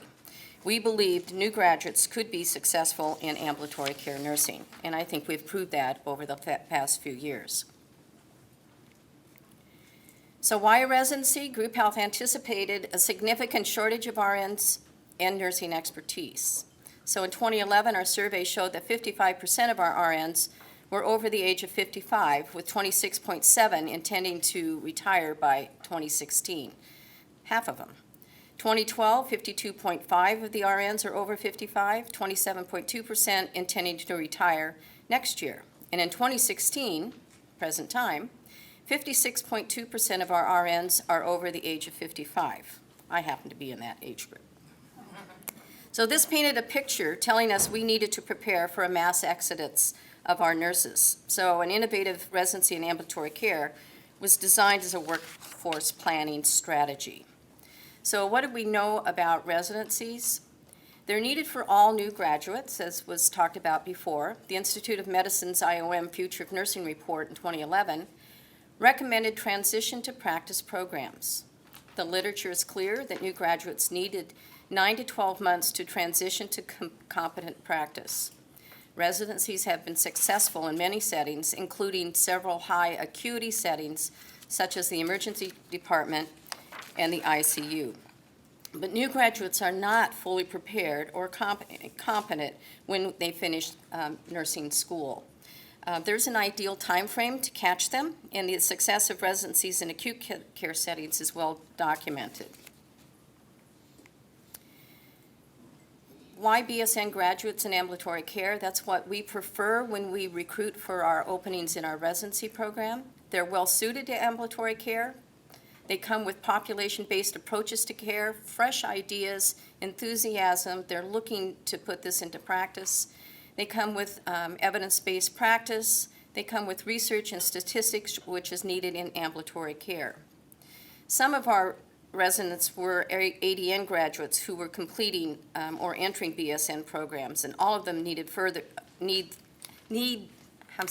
all of them saw the need for furthering their education, and many aspire to get their ARNPs. The Institute of Medicine recognized that while residency programs, and I'm quoting here, are supported predominantly in hospitals and larger health systems with a focus on acute care, they also need to be developed and evaluated outside of acute care settings to accommodate the coming shift of care from hospital to community-based settings and the need for nursing expertise in chronic illness management, care of older adults in home settings, and in transitional services. I worked 30 years in the clinics as a team RN, so I've seen the acuity rise of the patients that we're seeing in the ambulatory care setting. So the skill set for these nurses is a little higher. I can remember when I took the job, they said, "Oh, you're just going to be an office nurse." And then after I got into the work, I thought, let me tell you what I really do. Let me describe what I do. And it was kind of educating those that thought that office nursing was, a 9-to-5 job. I wish. So the IOM recommended that transition to professional practice programs be developed in other settings, including ambulatory care. So with that in mind, we started our journey. So in 2010, nursing leadership decided to grow an internal residency. It was designed and implemented for 12 weeks, a transition to practice. It was for group health LPNs and one group health MA who completed an RN program. The successful implementation was great, but the program revealed some gaps, particularly a lack of a formal evaluation process. So the advisory committee, when we pulled this together, we had 8 weeks to get it all together. We had a number of LPNs that we didn't want them to continue to working as LPNs because they were now RNs. What a waste of talent. So they were hired into a variety of positions, primarily through our primary care travel group or float pool. So they were educated, they spent their, they were pulled from their primary clinic where they had worked for years. They did their residency in a different clinic, where they didn't have to have that, well, why do you want me to do this when you know you can do it as an LPN? So they had to raise their thinking from LPN to RN. And that transition in thinking was kind of hard for a lot of these LPNs to do. So this is why we pulled them from their original clinic into a different clinic where they were not known for this as well. So the program evaluation highlighted the need for us to develop concrete, measurable program goals and objectives. So we took the time off in 2011 to reevaluate, regroup, and redesign the program. So the goals from 2012 to present time is recruit and attract baccalaureate-prepared RNs to the organization. Now, ADNs do apply, and we consider them if they are in a BSN program for completion.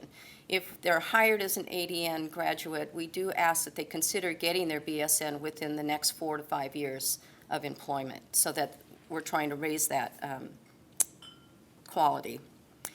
We wanted to support succession planning. We facilitate greater focus on evidence-based nursing practice and strong clinical outcomes. We prepare new graduates for competent practice in the ambulatory care setting. So one of the recommendations in the Future of Nursing report by the Institute of Medicine was to increase the number of baccalaureate-prepared nurses to 80%. As an organization, our percentage is around 50%. So we're sort of getting there, but we still have a lot to do. We still have a lot of nurses that are retiring who have BSN, so we're really trying, again, another strategy for hiring BSN nurses. At our 2011 Group Health Best Practice Symposium, we had the incredible opportunity to hear from Martha Curley about the synergy model for patient care. The practice model really resonated with all of the nursing staff that attended. It gave us language to describe our professional nursing practice and words to describe our patients. The 8 characteristics, nurse characteristics, and the characteristics of the patient. So as we try to imagine what a competent nurse would look like in ambulatory care, we turn to the synergy model. Much was done to describe nursing practice by the American Association of Critical Care Nurses. One particularly helpful tool took the 8 dimensions of nursing practice and described the characteristics of the advanced beginner, competent, and expert nurse for each. This combined with Patricia Benner's sentinel work on expertise acquisition in nursing with the synergy model. So our philosophy is if the nurse characteristics match those of the patient characteristics, then you get safe passage for that patient. So you have to know and become expert or competent in the 8 nurse characteristics. So in defining competency, we looked at Benner's novice to expert. The aim of the program was to move a new graduate RN from the advanced beginner to the competent stage of professional practice. We thought the graduates were advanced beginners because they had finished school, they come with a certain knowledge base. Some of them had wonderful senior practicums that added to that knowledge base and gave them some experience that we built on. So part of our program is that they are hired into open positions at Group Health, and I'll tell you more about that as we go. So the 8 dimensions of nursing practice, if you couldn't see it on the previous slide, are clinical judgment, caring practices, facilitation of learning, collaboration, clinical inquiry, systems thinking, advocacy and moral agency, and response to diversity. So these were the part of our formative evaluation. We defined these for them as advanced beginner, competent, and expert nurse. And they have a tool that we developed to show this, and you're not going to be able to read it very well, but this is defining clinical judgment, so I'll read it from here. The ability of nurses to use their clinical knowledge to affect patient outcomes. It includes clinical reasoning, clinical decision-making, critical thinking, and the ability to see the larger picture of a given situation. This competency developed by using knowledge we obtain through lifelong education, evidence-based guidelines, and experience. So the definition of the advanced beginner is collects basic assessment data, follows algorithms, decision trees, protocols, and is uncomfortable deviating from the norm. You know, when you're brand new and you got the black and white and you don't want to deviate because you don't know what's going to happen, right? This is where their preceptors came in. Matches formal knowledge with critical events to make decisions, questions own ability to make clinical decisions, and delegates decision-making to other clinicians. So in other words, they'll go to their preceptor and say, here's what I think we should do, what do you think? Instead of saying, this is what I want to do. So we could see them here, and by the end of the residency, we could see where they hit the competent mark, saying, this is what I want to tell them, is there anything else you think I should do? Big change. And it was wonderful to see. They also would include extraneous detail. You know, they would give you everything thinking it was really pertinent. It's kind of like Dragnet. Just the facts, ma'am, just the facts. Okay.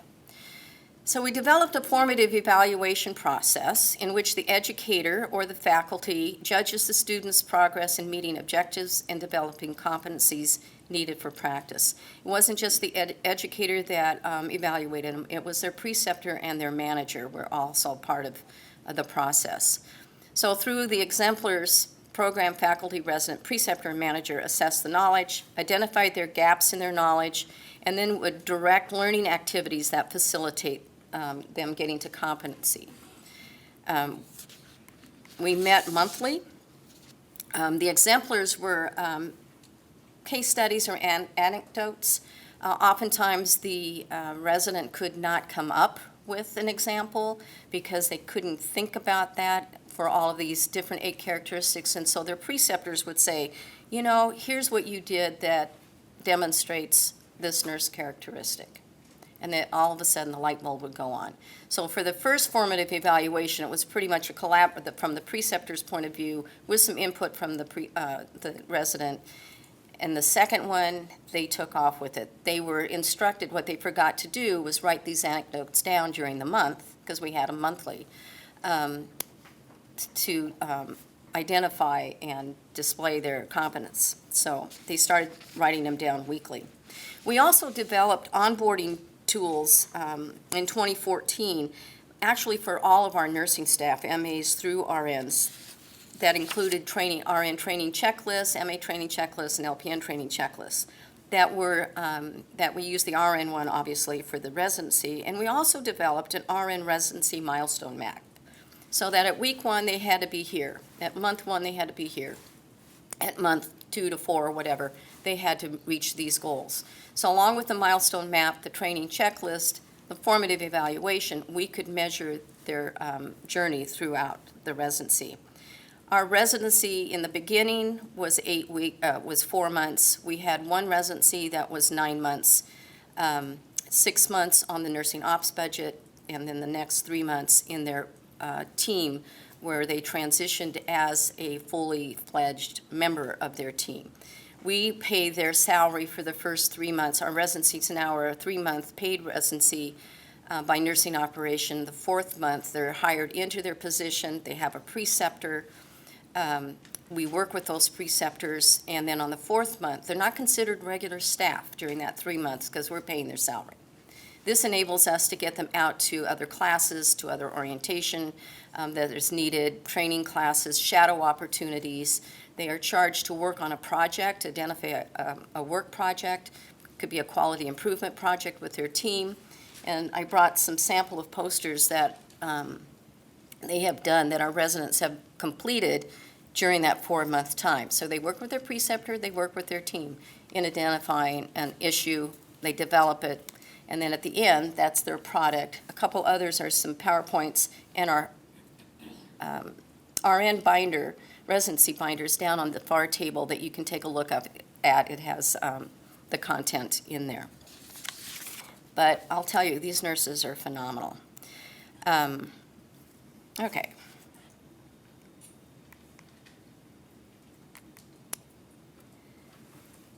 This is an example of our formative evaluation, and again, it's really hard to see. And these slides will be up on the WCN website after this conference is over so that you can see them. But you can see this tool in the handbook a lot easier than up here. But what it is, the exemplars she gave was in this is about a patient with diabetes. In reviewing a patient's hemoglobin A1C lab result, the provider's result note said, "Still not at target, but good job." The nurse was supposed to convey this, call the patient who she'd been working with to give the result. The nurse noted that before calling the patient, the A1C had actually dropped from an overall 18% to 7.5%, and so was able to celebrate. That's a big drop. That's a lot of work on the part of the patient. So she was able to celebrate instead of, "Oh, good job, great job," wish all of our patients are that way. So it was a dramatic improvement. She gave, the other example was of reviewing home health and hospice request for a referral, making sure that all the information was there, and getting it to the provider and doing some care coordination issues. So the goal for that was to gain confidence in taking phone calls and making outreach calls. Anybody who is in ambulatory care needs to be able to answer phones and give advice, triage, do whatever. Everybody is scared of the phone because they don't know what they're going to get. And I just tell them, if you don't know the answer, my pat response was, "Congratulations, you stumped the nurse. I'm going to have to call you back, research this, and give you a call back." And the patients love it. They think, "Oh, yeah, this is good." All right. So where did we begin? This is our journey and how we organize for our residency. We reach out to HR. We obtain the RN vacancies and the intent to retire list. We verify this list with our managers.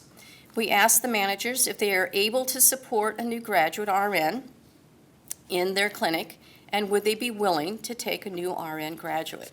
We still have some attitudes out there of some managers that they have to have acute care experience to be successful in the ambulatory care setting. And we're changing that view slowly but surely. When we ask them if they can support a new graduate, it means, is the team able to support the new graduate? Are they willing to mentor this new graduate for the next several months to a year? Do they have a primary preceptor who's going to be on the spot a good portion of the time, and also a backup preceptor? So if the primary goes down or is out on vacation, someone else steps into that role and is able to mentor and precept the new graduate. These hiring managers then become our advisory and the interview group. So the human resources, we put a residency posting ad in the paper, all social media, and it goes out to all schools of nursing. The applications are then screened by HR and filtered, and then they're sent to the nursing operations staff, faculty to review, and then we set up the interviews with the managers. Part of the application process is an essay as to why you want to work in ambulatory care. What drives you, resonates to you to work in an ambulatory care setting? We still have a lot of applicants or young nurses who want the skill portion. They're afraid of losing their skills. You all know you can teach a skill. It's at any time. So you get rusty. I would have to go take an IV class if I was going to do an IV right now. But you can go back and learn a skill. It's the other portion of this that we do based on them. So I'm going to tell you about some of our residents in a few minutes. So the interviews are set up with the managers. HR helps set those up. Nursing operations faculty sits in on the interviews. The interviews are conducted over 2 weeks. The managers score the interview and inform HR the applicants they want back for a second or team interview. So before they even leave that room, they have said, I want this person, or this person to set up to come for the next interview. We've had managers fight over some of these applicants, so then it's okay. You can have it, but we'll set them up with this one too. Because as you know, not every applicant's going to get hired into that position, or the team's going to say, no, I like this one better than this one. So this is why we ask them to pick 2 or 3 applicants to set up for their second team interview. The team interviews are done within a week, maybe 2 weeks. The selection is done by the team and the manager. They then notify us and HR. HR gives, the applicant receives the job offer from HR. If they accept it, then they're placed into the residency. So we do preceptor and manager preparation. As I said before, they have to have a primary and a backup preceptor. The role of the manager is that she selects the preceptors, informs and prepares the team for the new hire, and that includes the providers, because sometimes providers can be a little touchy about having new hires and having their schedule slow down, or why do I have to be part of this process? We conduct preceptor classes presenting the synergy model, the formative evaluation, and its process to managers and the preceptors. We assist the preceptors in breaking down their jobs, talking their jobs. We know that expert nurses can go from A to Z in making that decision, but how did I get there? My dad is a chemical engineer, and chemistry was not my forte when I was in college. Now, it's back when you had to call after 10 o'clock at night because the rates went down. And I would say, Dad, I'm having trouble, and I'd give him this problem. He goes, well, the answer's this. And I go, no. That's not what I want. I need the in-between stuff. And his reply was, oh, you're going to make me work. He was able to do it, but long-distance tutoring over the phone was a little hard. But this is what the preceptors have to do. They have to be able to talk their job, and it means they have to talk out loud. They just can't say, watch me, shadow me. They have to explain what they're doing and giving that rationale.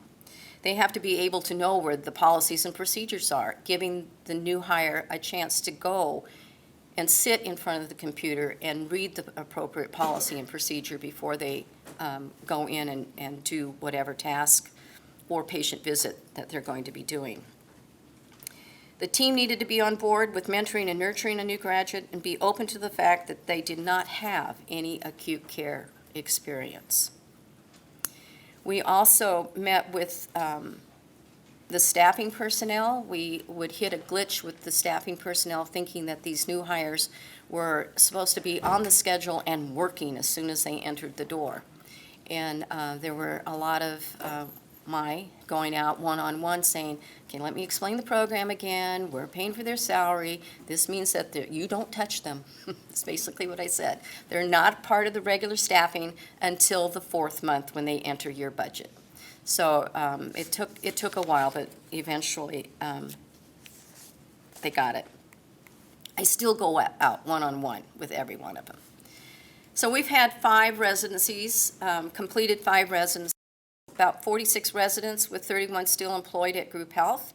Attrition has been due to family, meaning some of them were married to military personnel, and their bases were changed, so they had to leave with their spouses. So, 2 of them have gone on to further their education and are now ARNPs. We've had layoffs at Group Health. One went off on a year's missionary work and is now back at Group Health. Okay. So here are the clinic locations and where we have put all of our former residents. So family practice, urgent care, special procedures, that's the area where they do colonoscopies and endoscopies. Otolaryngology has 1 nurse in this department. Oncology infusion, we've put 3. Gastroenterology, cardiology. We have 1 who started out as a resident, worked in family practice. It's now one of our clinic operations manager at the Olympia Clinic. We have 2 in our chronic wound care clinic in Olympia, allergy clinic, orthopedics, family practice core treatment centers. One of the nurses that went on to get her ARNP is now the ARNP in our HIV clinic, internal medicine, and we have 1 in complex case management. So you can see there's a wide variety of where we have placed these new graduates, and they are phenomenal ladies.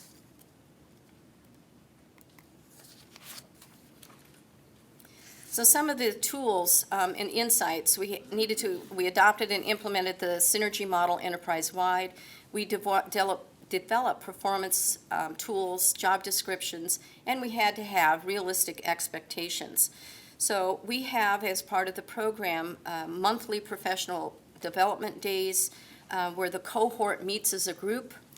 We have a debriefing session so that this is a safe environment where they can come and debrief, vent, cry if they have to, bring up issues where maybe they've got some subtle bullying going on. I mean, it's amazing what happens. We still have that out there. The faculty attends, and we kind of work through these issues to help them resolve them. And if they can't on their own, then as faculty, we step in and meet with the manager and the team where this is going on. They have project updates. They have to identify a project and then work on the project. So the professional development day is a half day in the morning, and then the afternoon, they're either charged to go back to work with their preceptor, or they take that afternoon to work on their project. So it's kind of an open self-study type of mechanism. We can also have education topics, speakers, and oftentimes it's on safety, could be on behavioral styles, role transition. They are given a book by Dr. Judy Boychuk and Dr. Marlene Kramer on surviving to thriving, navigating the first year of professional practice. And it has some wonderful content in there. And we do discuss that. We say, read this, especially around this topic. And one resident this last time said, I knew I had made it when I didn't need that glass of wine as soon as I entered the house, right? She says, I can wait now and have it with dinner, and my husband doesn't have to meet me at the door with that glass of wine. That was her aha moment, and in about 2/3 of the way through the residency, you could see the shoulders come down and the relief. But I thought that was a great way of describing it. We have them do a new graduate performance survey done day one, and again at the end of the program.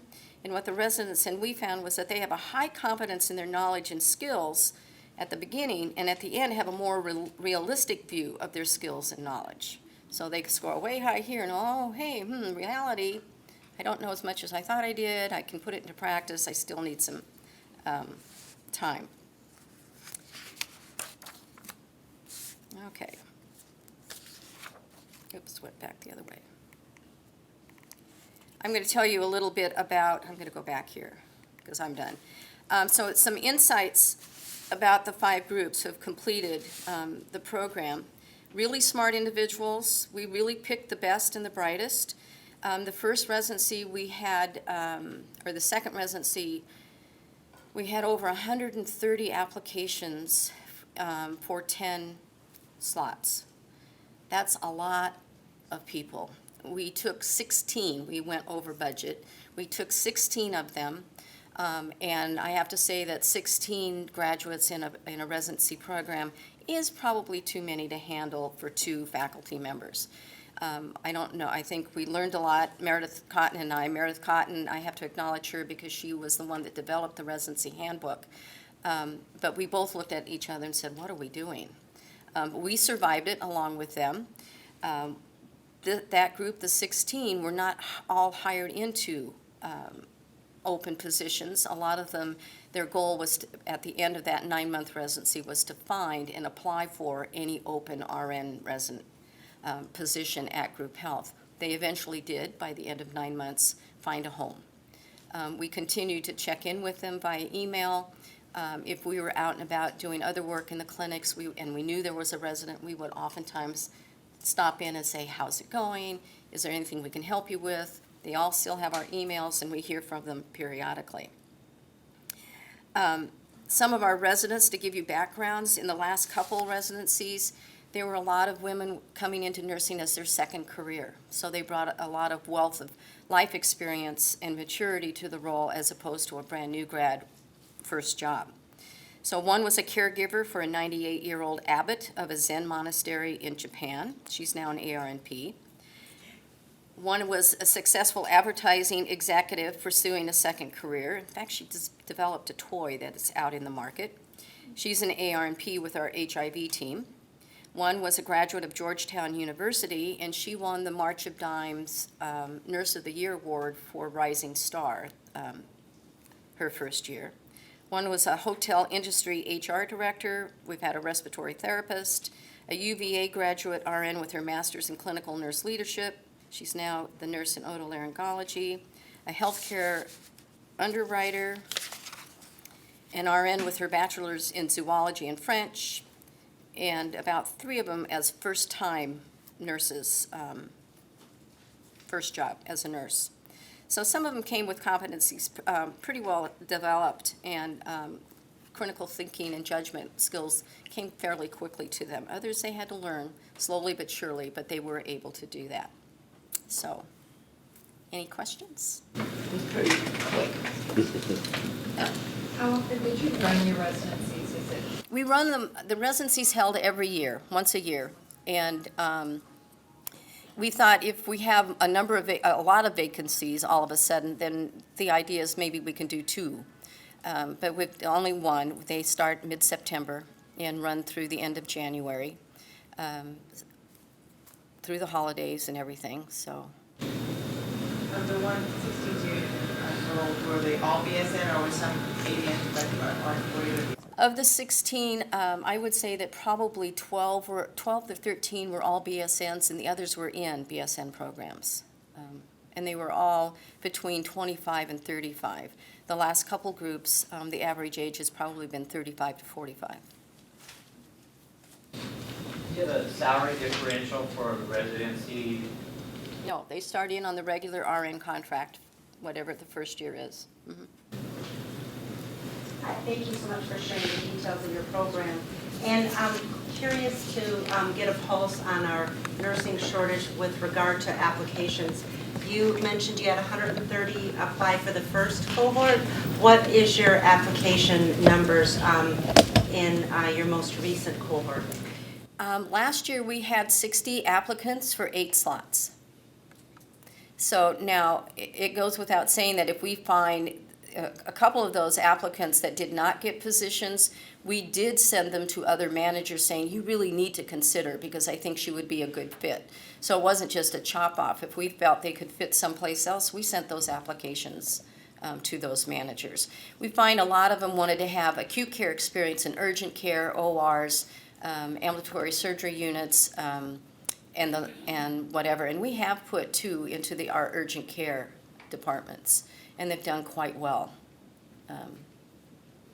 So it can be done. Anybody else? So Susan, the applications that are coming to you, some are newly graduated nurses. Others are people making a job change, is that right? Or they've been in nursing somewhere else, or they've been outside of a hospital? Most, All newly graduated nurses? they're all pretty much newly graduated nurses within a year. So they can have a year's experience in nursing outside. It's a year, and we figure after a year out there, 2 years, they don't really need a residency. That's more of an orientation, mentoring, preceptor type thing. But it is a year or less in nursing. We hired one that had been working in a neuro unit in Toronto, and we did her Skype interview, and that was one that the urgent care manager, who happened to be one of the managers interviewing that day, said, she's hired. So that's how it worked. It was really kind of a good thing. Second career. Number of them are second career. Going into nursing is their second career. So. And from when you all first got started to now, as you're planning for number 6 this fall, what just quickly comes to mind of those changes or improvements that you've made that you want to pass on to all of us? Anything?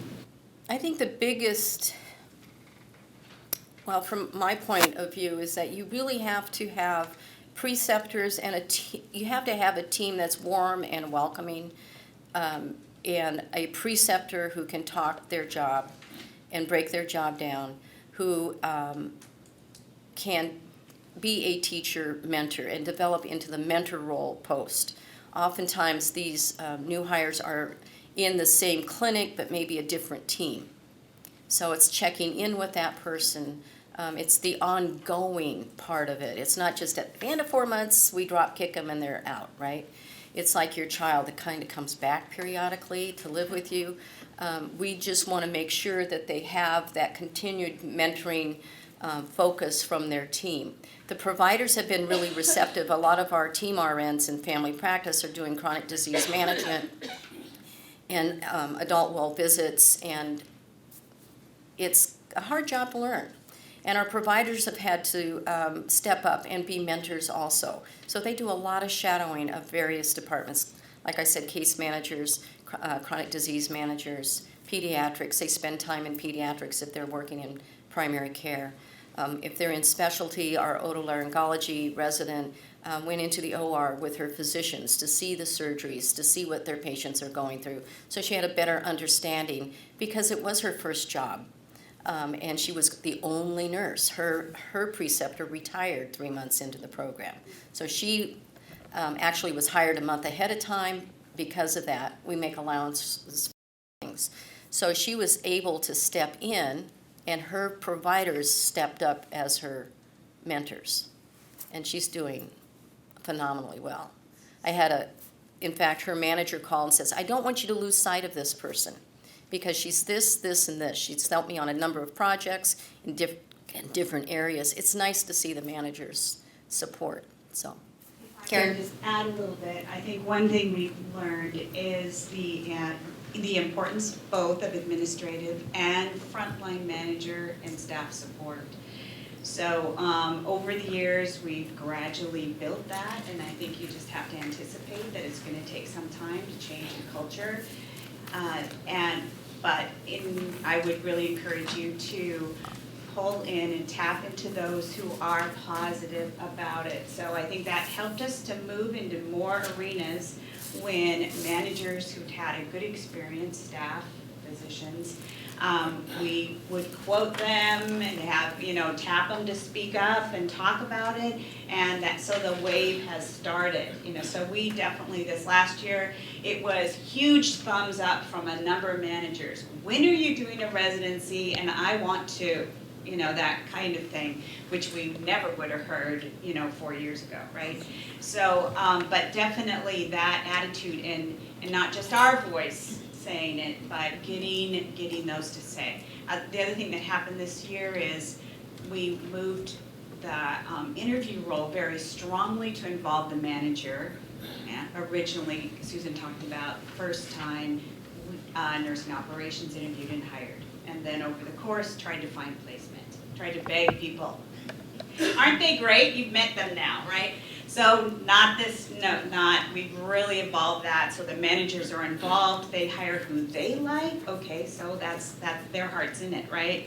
The preceptor and team are involved in the final offer, so their heart's in it also. And what we heard back from several settings, especially settings, providers said, we had no idea that this caliber of new graduate is available. So they were excited about it. So I think looking for those opportunities to grow that enthusiasm, tap in and use them to help market it. It's very important. The other thing, and Susan alluded to this, is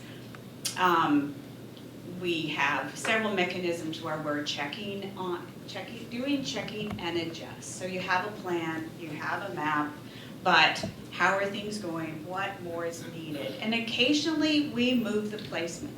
You do your best, listen to your gut. Don't place somebody if you feel like really that manager and preceptor are not going to be a good fit. It's just not the place to put them. When we've done it, we regret it. but even with your best intention, things change. People move around, and a couple of times we have replaced them. So we found another spot, and we're able to either temporarily have them step aside, maybe somebody had to go out for surgery. You just have to be flexible and make sure it's a good fit. They're not plugged in and, oh, too bad, right?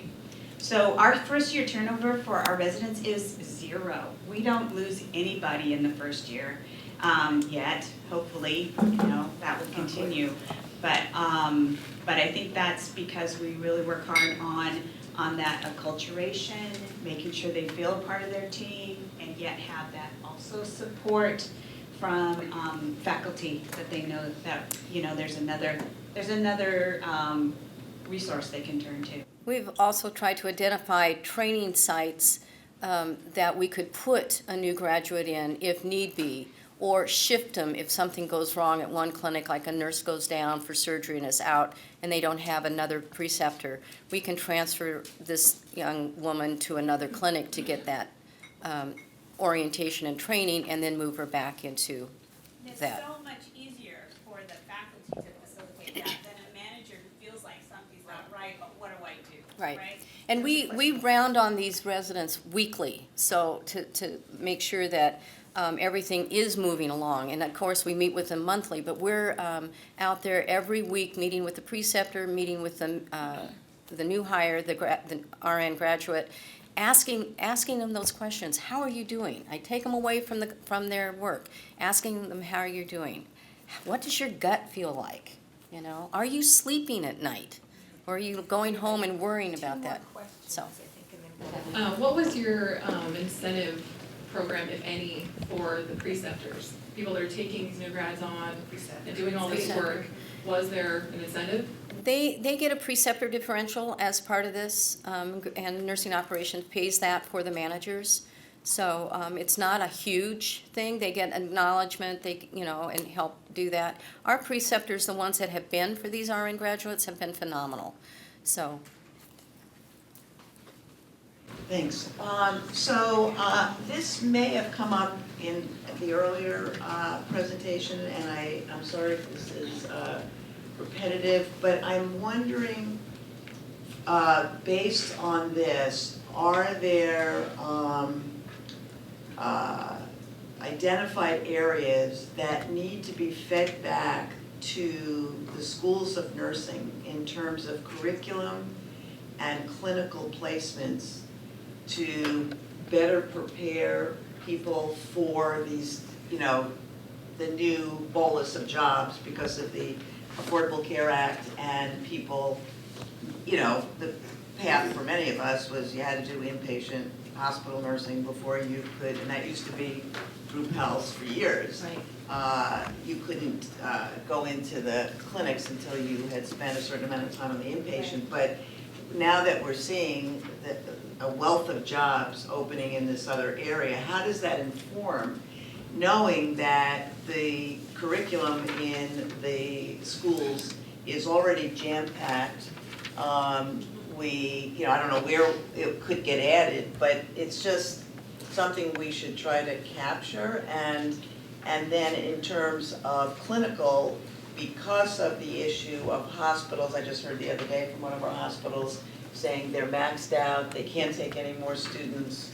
How do we think about student placements, both in these more non-traditional settings, but also because, Barbara, there's been a new ruling by the National Board of Nursing and our state about clinicals being able to be done up to 50% in SIM. Yeah, I'm gonna let Karen's gonna. Yeah, we participate a little bit with Seattle U. They are incorporated in ambulatory, I think it's their senior practicum. Does somebody hear from Seattle U? So they have for a while. I think theirs is predominantly with Seattle Cancer Care. But I think that's the front edge of the sword. I think there needs to be more of that where it's available. And on the flip side, you brought this up, and I appreciate that you did. Within ambulatory care, we continue to challenge our managers to consider, to think about, that type of experience.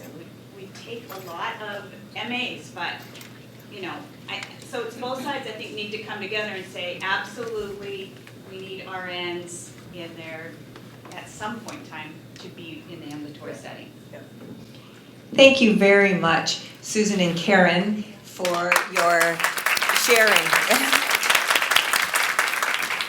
And I wanted to make some comments. Number one, in reference to, we're talking about a lot of this is practice.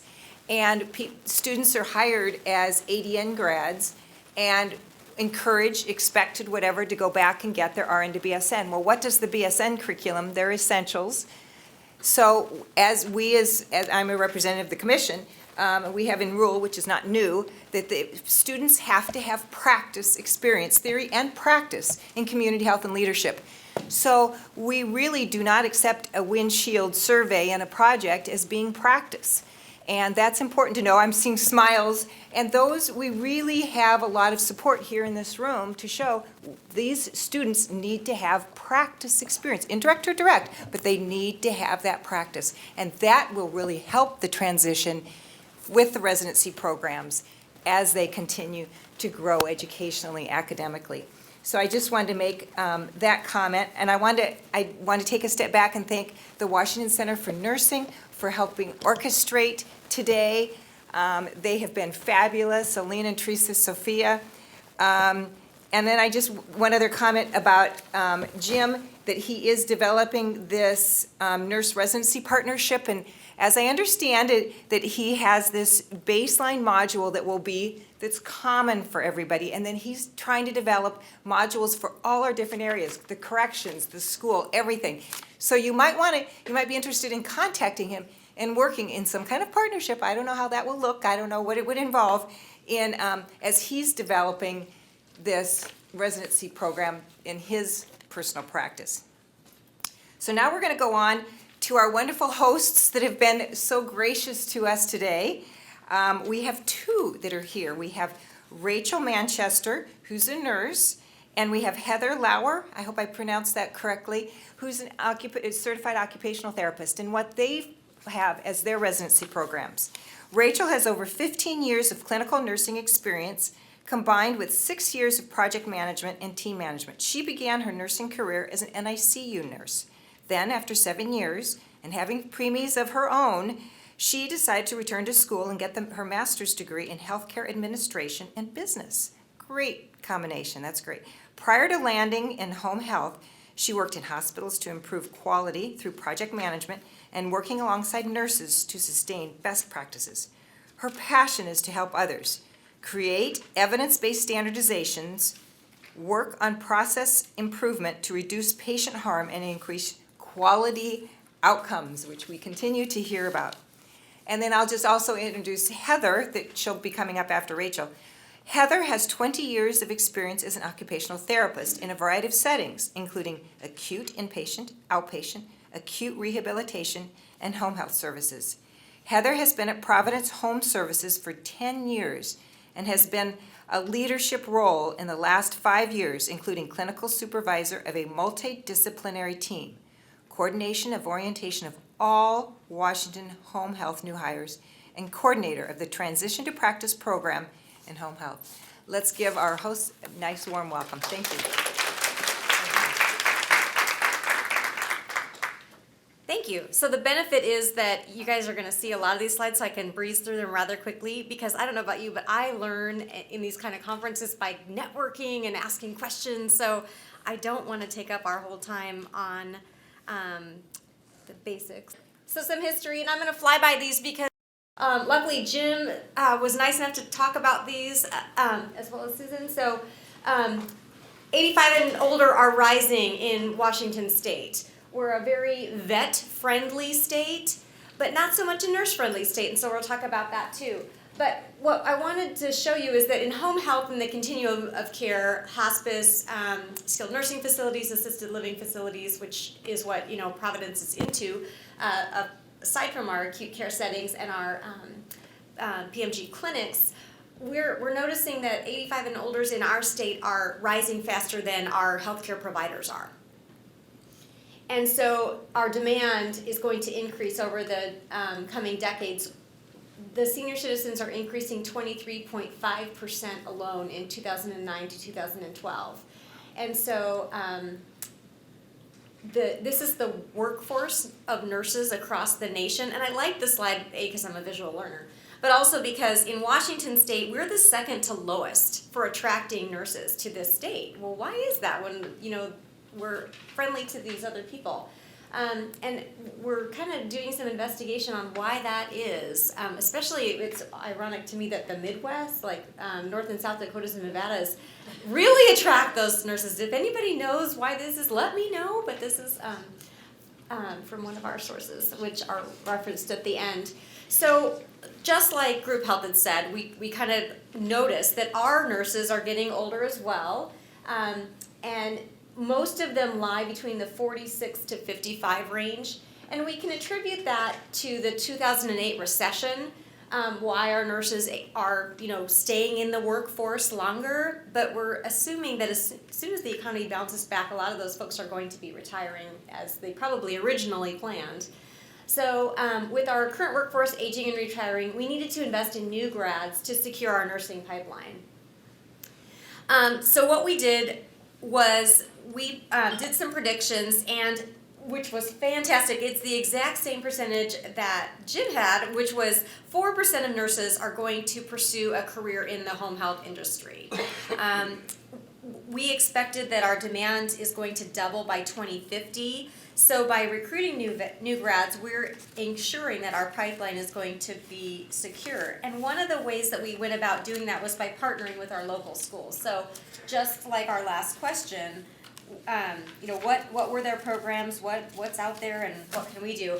And it was ironic that in 2015, that was the exact same time both of our community partners had decided to revamp their clinical education.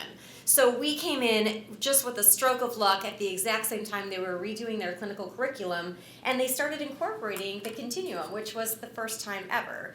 So what did that mean?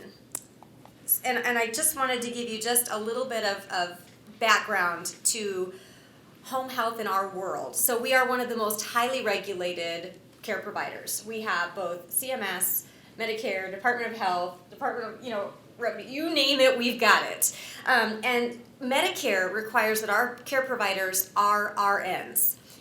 As a culture of providence, we are really trying to only attract BSN level RNs.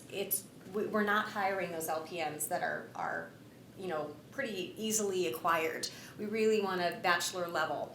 And so that's partly regulatorily and just partly because of who we are as a system. We believe we want to give the best care possible. So we also have CMS 5-star, which is a publicly reported ability for shoppers or our consumers to govern where they're going to get their health care. In home health and hospice specifically, our Home Health Compare and our CMS 5-star ratings are new. And it's not like Amazon or Google.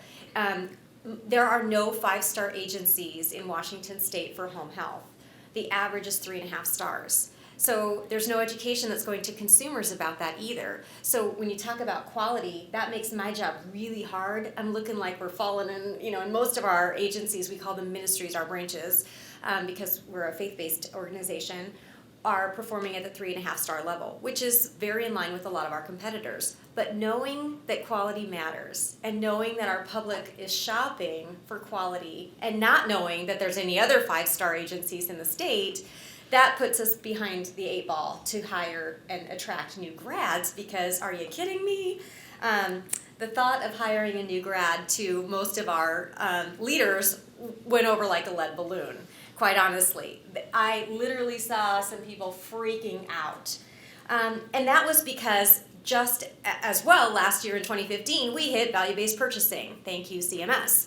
And what that is it's 24 quality outcomes, most of which are coming from a document called OASIS. That's our standardized assessment that we perform on every client coming into home health. The ability to navigate this 17-page assessment document for a seasoned nurse is challenging at best because it's written by people that don't speak layman terms. There's a lot of reading between the lines. And I always tell the new grads, I can teach you home health, I can't teach you common sense. And there's a whole class on this CMS document called the OASIS that I then have to submit, which is, by the way, our revenue document as well. So not only do we need our quality metrics to come up on this document, we also need our new grads to be able to deliver continuous care in an effective, efficient manner that's going to promote quality outcomes. we don't have the luxury of an inpatient setting, by the way, of reaching our head out and saying, hey, can you help me with XYZ procedure? We're independent practitioners. So that's another really scary arena. How am I going to ensure their safety? Not only for the nurse practicing, how are they going to feel empowered to do this job, but also for my patients that we're serving. Holy cow, I'm going to stick a new grad out there? Are you nuts? So we had to develop then a really robust program in order to ensure success. And I loved your comment earlier about, you're not a real nurse until you've done ICU or ambulatory care, med surg for 2 years. That was Providence's feeling. And overcoming that culture, I had to change job descriptions because our job descriptions required a minimum of 5 years outpatient experience or in an outpatient experience. You could not come to our continuum without a solid foundation because our patients could be hurt, right? And they're out there by themselves. So not having the luxury of having a new grad stick their head out and say, hey, can you help me with this? I'm not sure about this policy. Talk about knowing where policies are and procedures. I've never even seen this before. You're what? And we get that every day. So the way that we went about this was to involve many departments. And I am so thankful for our CFO, Mark Berg. He was our champion the entire time. And what Mark did was, not only did we research this and we embedded this project in the quality department so that I could ensure that everything was standardized, systematized as much as possible. Then we elicited our brains behind the operation, which is Heather. She is in charge of onboarding all new staff, and she's also in charge of the preceptor program and the overseeing with our clinical educator, who's a nurse, making sure that the experience that the new grads get are evidence-based, best practice, and that they feel supported. And Heather will go into more of the details. But clinical leaders and educators were the first step. So we reached out to our BSN credentialed schools and saw what did they need. We learned about their projects. We also involved community partners. The schools of therapy were also involved in this project. We involved our compliance and risk department. We involved human resources to not only change job descriptions, but to get that out of their brain that they could accept a new grad as an applicant. We also involved our IT. Having students is a whole nother level of IT muju that you need to go into. We involved myself, the quality department, our staff was highly involved in this, as well as our finance department. And many of you had touched on this earlier. There is a financial component to that. So our quality leaders, we created and saw a melting iceberg in our current staffing situation, and we hope that was enough to convince the leaders that we needed to employ not only students into a preceptor program, but also get these new grads in. We also need a department to partner with the clinical educators and the home health employee orientation coordinator to make sure that they had more time to devote to the new grads coming and to our students. And our CEO literally got up at a State of the Union and said, this is our future. We have to do this. So I didn't have to work very hard to get it coming down from the top. So that was part of our success. The schools were absolutely paramount to the success of our program. If they hadn't been so transparent, both Seattle University and UW sat down with Heather and I. We went to them and they came to us and we mapped out what is their current curriculum, every single thing that they were teaching. And then we looked at what we had, mostly what we were serving our patients, the needs of our patients, and to try to identify care gaps. And we were really pleased that there were few. I was under the impression, oh my, I'm gonna need a lot more clinical educators. That wasn't necessarily the case. There are these great things now called sim labs. I never saw one of those. I guess I graduated too long ago. But we also provided, we asked them what did they need? What did these schools of nursing need from a continuum? Because a lot of people don't even know what home health and hospice is, especially if they're new to nursing. And so we heard two things, that there are two tracks, just like was mentioned before. There's those brand new grads that I'm 18, I'm going into nursing. And then you have those second comers, which they've come from a different environment, and then they decided later in life to come into nursing. Well, Heather and I thought our goal was really going to be to tackle that second group, that they were really going to be our rock stars because they had all that common sense that I was so desperate to have. And she'll share some of our thoughts and findings later. But their transparency was really critical to our success because we got a glimpse into what we thought we were going to need. And then we started a clinical rotation because one of the things we heard them say is that we don't have anywhere to stick our students for clinical rotations. I got lots of homes you can go into if that's what you want. Preceptors were another issue, and Heather's going to talk to that as well. But we started a clinical rotation for them. And so now every quarter we take up to 4 students based on location. So Seattle U and UW are kind of centrally located, and I have branches in Olympia, Seattle, and in Everett. And so finding students that kind of live closer to those southern and northern facilities was important so that we could make sure that we weren't dumping them all in King County where we didn't have the preceptor load to handle them. So compliance, risk, and legal, they partnered with us the whole time because when you have a student, they are not your employee. So they don't necessarily fall under the same umbrella. So for those of you that are considering a program like this, make sure you get really savvy with your HR legal guys because contracts have to be reviewed. What are they responsible for? What can they do and can't they do based on their level of education, where they are in their program? We amended several policies to allow students to document and be co-signed on that. We reviewed the Washington State WACs and RACs to ensure compliance when accepting students for patient care. And then we adopted the passport model, which was a fantastic thing that we stole from the universities, where they had all their shot records and CPR and auto insurance. We do that as new hires, but when you're not an employee, you're not subject to the same HR pathway. So we had to take that on ourselves, and now Heather gets a passport from each student coming in so that we're able to make sure that we've checked the boxes and aren't going to give the patients anything or put our staff and others at risk during these clinical rotations. And then HR, they were really paramount. We had to change their mindset that they could accept new grads as applicants. That was first and foremost. They were involved in planning meetings to ensure that they were compliant. We told them what we were looking for, but having HR screen somebody and having Heather and I, our clinical educator, screen somebody is a different experience. So casting that net wide enough, we don't have 60 applicants. We maybe have 2 for 50 open spots. We are growing so fast. We have a condition of participation with Medicare that says we have to start your care within 48 hours of a referral from a hospital. I don't have the staff to do that. So we're already out of compliance. I can't get nurses in the door fast enough and trained because their training program is so long. It's over a year to be able to practice independently to make sure that they're safe. So talent acquisition had to be on board and retrained on how to screen these applicants. And then we revamped the hiring process. So we now have Heather that screens every single applicant for all the ministries because she also does centralized orientation. So everybody hears the same thing the same way at the same time through her cohorts.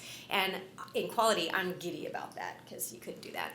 We also needed to get IT on board. IT did not want to let the students touch the computers. We have a policy, and I have lost several great staff members if we leave our computers unattended in our car. So remember, we're remote clinicians. Our EMRs come with us in the form of a laptop. It is encrypted, but if we leave that, we will be fired because HIPAA is so important to us. That computer, just like your wallet or your purse, will stay on your body at all times. They didn't trust a student to be able to do that, even though they signed the same forms, and doesn't leave this room, we have no recourse. You can't take a student out of nursing school because they lost your computer. So this was a huge barrier for us. And so some of the locations have decided to have their students check in the computers at the end of the night. Some of them have decided to, give them the cable locks like our real employees and take them with them. But that was a huge thing. So if you guys have access issues, that's huge to involve IT. Quality. I was so worried about our revenue document and our quality outcomes being filled out by these people that didn't even know what home health was. The vertical learn from when I became a real nurse from being an NICU nurse and ICU ambulatory care to home health was huge. I didn't feel like I was a real nurse until I hit home health. In med-surg, I could discharge a patient in 20 minutes. And boy, I hit all those buckets. But it wasn't until I got to home health and I caught those patients and I had to immediately decide which of those 5 discharge instructions was going to kill them if they didn't do them. That was huge for me. And to see that through the lens of a student, I had panic attacks, quite honestly.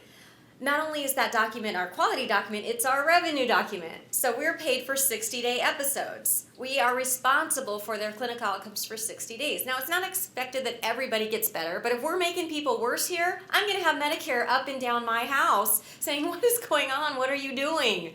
So I had to make sure that they understood that element, and we don't offer students going through training, official OASIS training. That doesn't happen until you're an employee, so that was huge too. And as a new grad, you're just trying to figure out what you're doing, let alone trying to nail this revenue document. So we had quite a bit of struggles on the quality front.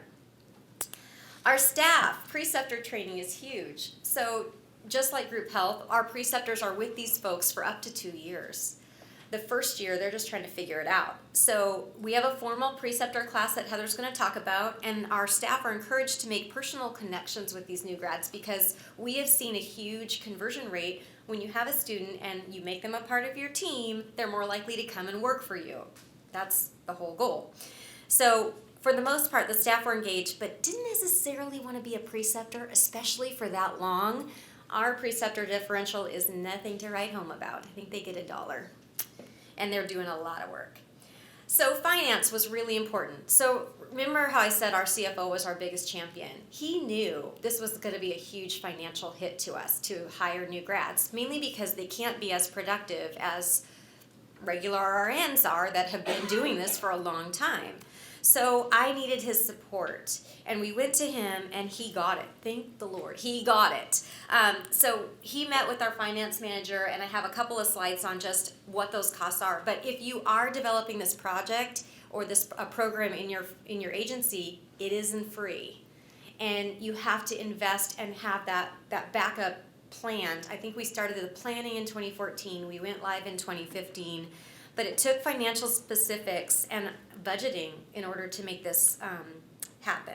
And just like Jim had said earlier about the three-year golden rule, maybe your people and our people talked, we planned on 3 years. We needed to keep these guys employed with us for 3 years in order to see a return on the investment. So this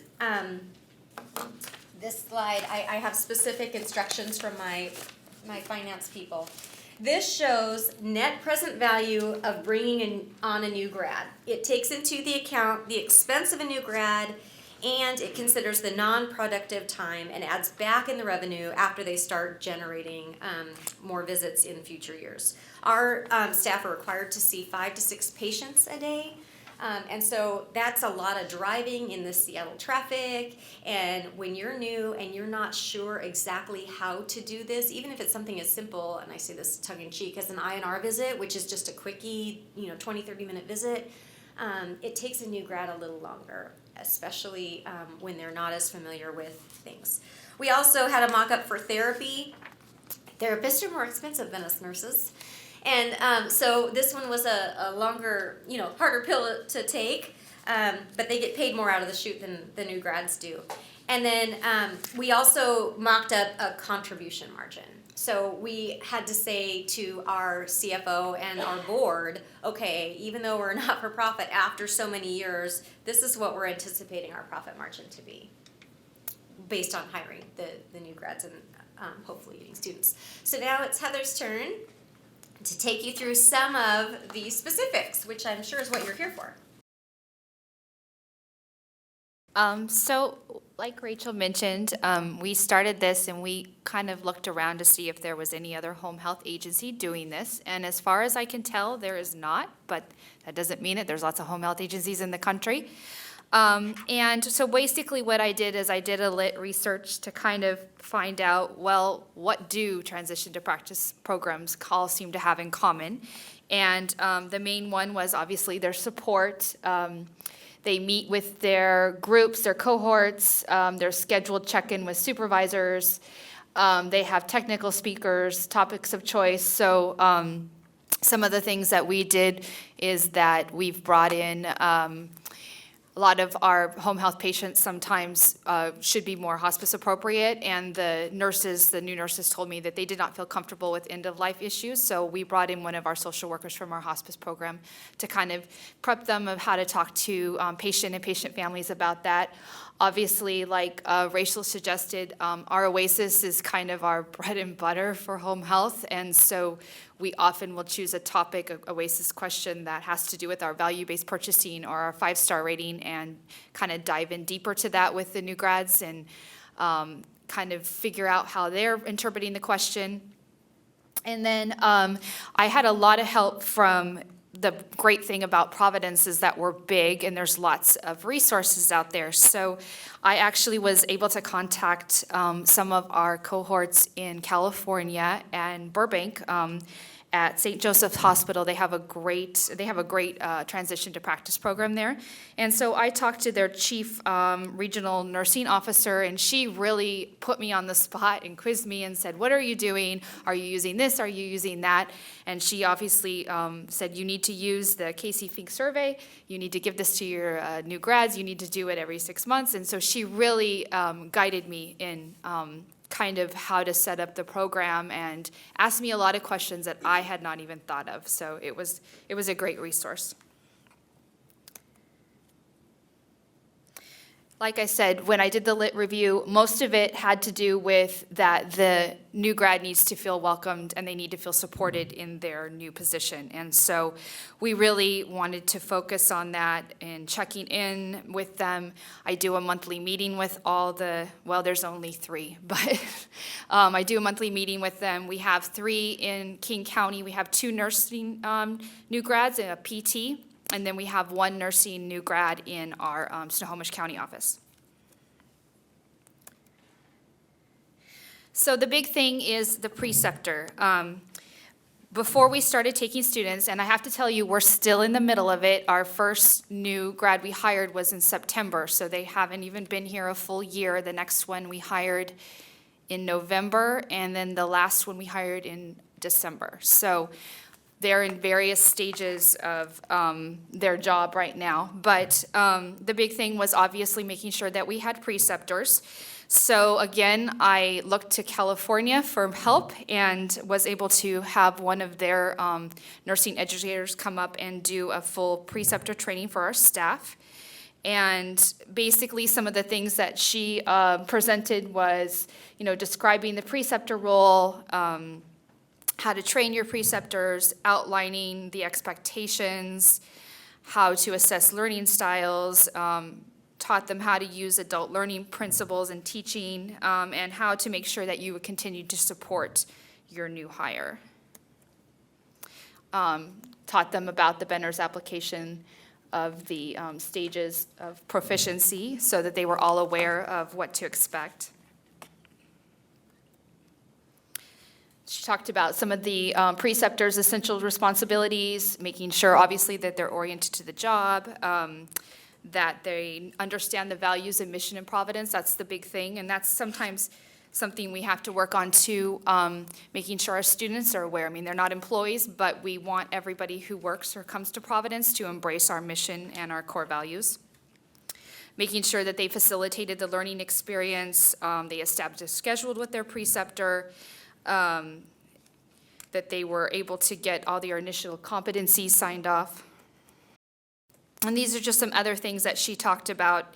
Our preceptor, they're basically ambassadors for Providence. And so it was important that our preceptors also accept our core values and our mission statement, and that they demonstrated that every day when they were working. That's a big part of being at Providence. Just some other roles. The big thing was the servant leader, because like Rachel mentioned, our preceptors, there's a little incentive to be a preceptor finance-wise, but not much. So they basically are really doing this out of wanting to better their profession and wanting to have good quality new employees come on board. The one thing that I should point out, because we are not huge, you know, I've been to a bunch of preceptor classes where they definitely mention a difference between a mentor and a preceptor. We don't have really the luxury of that because we probably have about 35, 40 nurses, if that, in King County, about the same in the other two offices. So we don't have staff who can do different roles. They basically have to do both roles. And so that's sometimes a little challenging of being both, but we kind of have to talk to them about how to do that. So these are some of the lessons I'm going to have to say we've learned so far. I know Rachel talked about how in the beginning we thought that if we hired new grads who this was their second career, they would be just bring more to the table. We're actually finding that the younger new grads, the 8 and 20-year-olds, were easier. And maybe it's bad, but they didn't have any responsibilities at home. They just showed up to work and they wanted to learn. Whereas our other ones, as great as they are, they had all their family responsibilities, they had young kids, and it was a lot harder for them to focus completely on the job. So we actually have had an easier time with our two. One of them was not even 20. In fact, she wasn't able to go to the Christmas party because she wasn't 21. So that was a wake-up call for us. Make sure we make Christmas parties appropriate for all ages. And then our PT, he was a new grad fresh out of school too, and he has been a breeze. Some other positive things was that we're finding some of our new grads are already productive when it comes to seeing patients, because we really predicted they weren't going to have much productivity for the first 3 years. Not all of them are fully up, but they are seeing patients, and so that has helped the finances. And then the preceptors that we did have, they did report feeling really invigorated about their careers. They kind of weren't sure about it when we talked them into it, but a couple said, you know, this was great. I needed to be questioned about what I was doing, and so that's really helped. I'll go back to the negative, I'll give the positive. Positives is that we had checklists, regular meetings to help our new grads kind of understand our safety culture, and we tried to get them all together once a month so that they can cry on each other's shoulder or tell about their new experiences. And the one thing is, like I think Rachel mentioned, we had to start slowly. We're just not a big enough agency to take a bunch, so that's why we only have 3 in King County and then 1 in Snohomish. Some of the negatives is that we need more preceptors. We just don't have enough. It's hard enough convincing our staff to precept a new hire who has experience, let alone having them take on a new grad. So unfortunately, you kind of have to tap the same people over and over again, and then they get burned out. And then not all of our ministries have been able to do this, so our Olympia office has not been able to participate. I am trying to talk them into hiring a new PT, but we'll see if I can do it. But just because of the preceptors, they just don't have enough preceptors. And something we probably didn't anticipate as much as we thought was that the supervisors, the clinical supervisors, are spending just as much or more time than the preceptors with the new grads. And so that was a little more time than they had anticipated.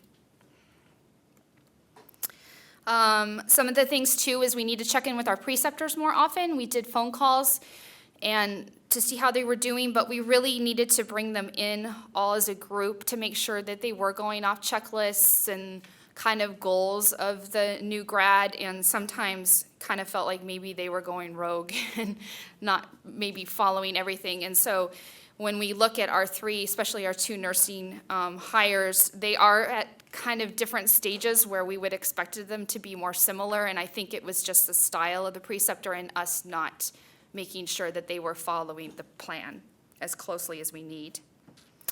And then we also kind of need to figure out a better checklist system, because we gave checklists out for skills and they were lost multiple times, and I emailed them and they were still lost. So there's probably like 5 or 10 lists floating around in someone's car, and we still haven't gotten those back. So we will learn. Any questions? I got a little bit confused between who were the students working in preceptors? Oh, sure. So were the 3 hires, were they actually students? One of them was. So we ended up, like Rachel mentioned, we first started taking students as for rotation, and one of them, we took her for her senior practicum in the summer, and we loved her so much that we hired her as a new grad. The other one just happened to, I think Rachel mentioned our recruiting department started recruiting for this. They were going to school career fairs.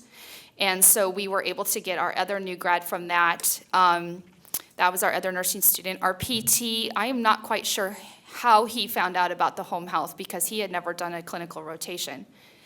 But we started the rotations in hopes that, well, one, the schools needed rotation, but we really wanted them to be exposed to home health. I mean, our ideal would have been every new grad hire would have done a rotation in home health, just so that they weren't completely unaware of what it was, but that's not always the case. And a lot of the students that we get, they're not finished with school quite yet, so we don't take them right out. Questions? Okay.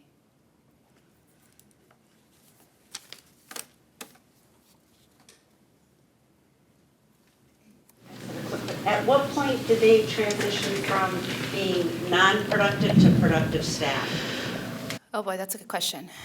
Our PT, probably 2 months. He was, give me work now.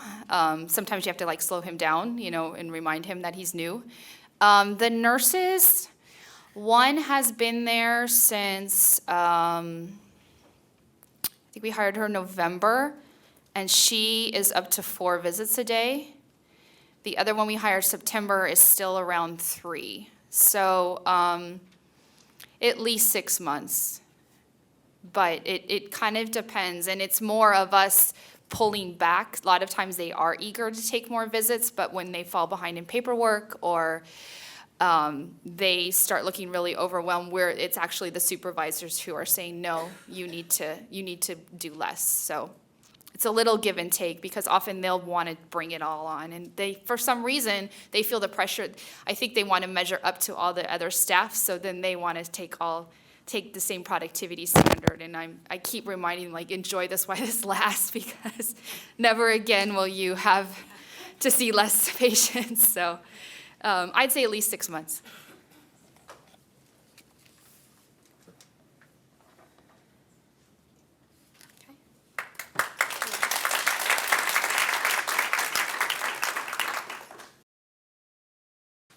Hasn't this been a great morning together of sharing such a rich and varied group and so much information? How many people have their brains are full?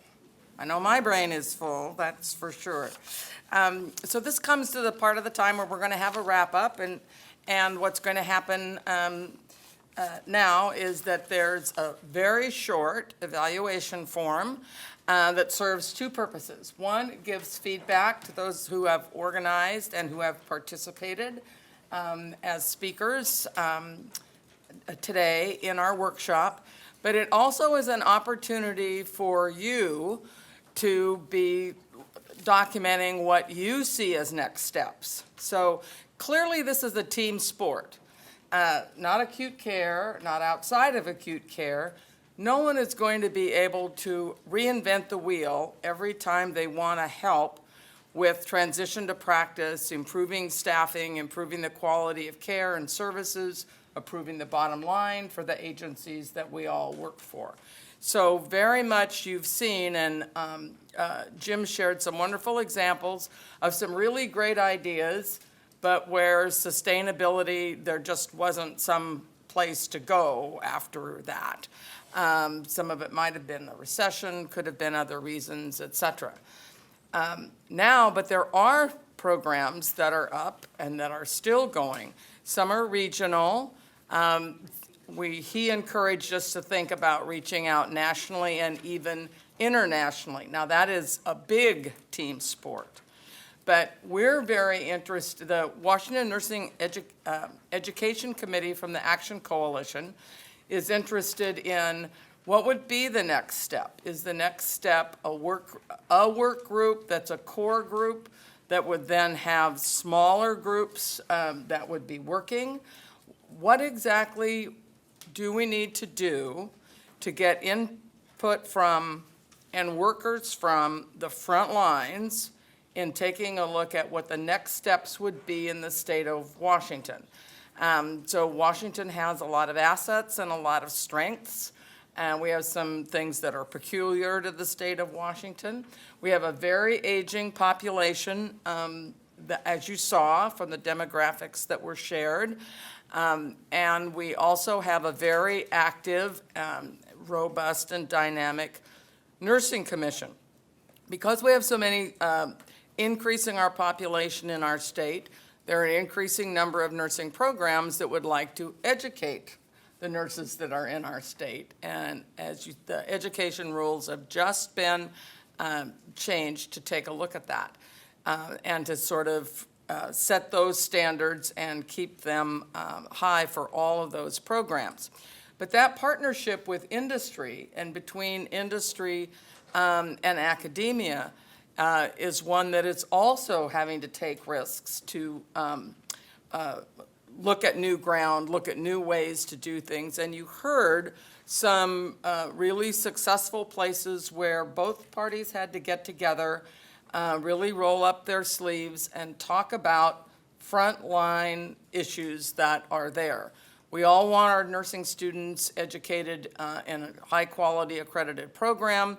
We also want care for our citizens and ourselves and our families at the highest level possible.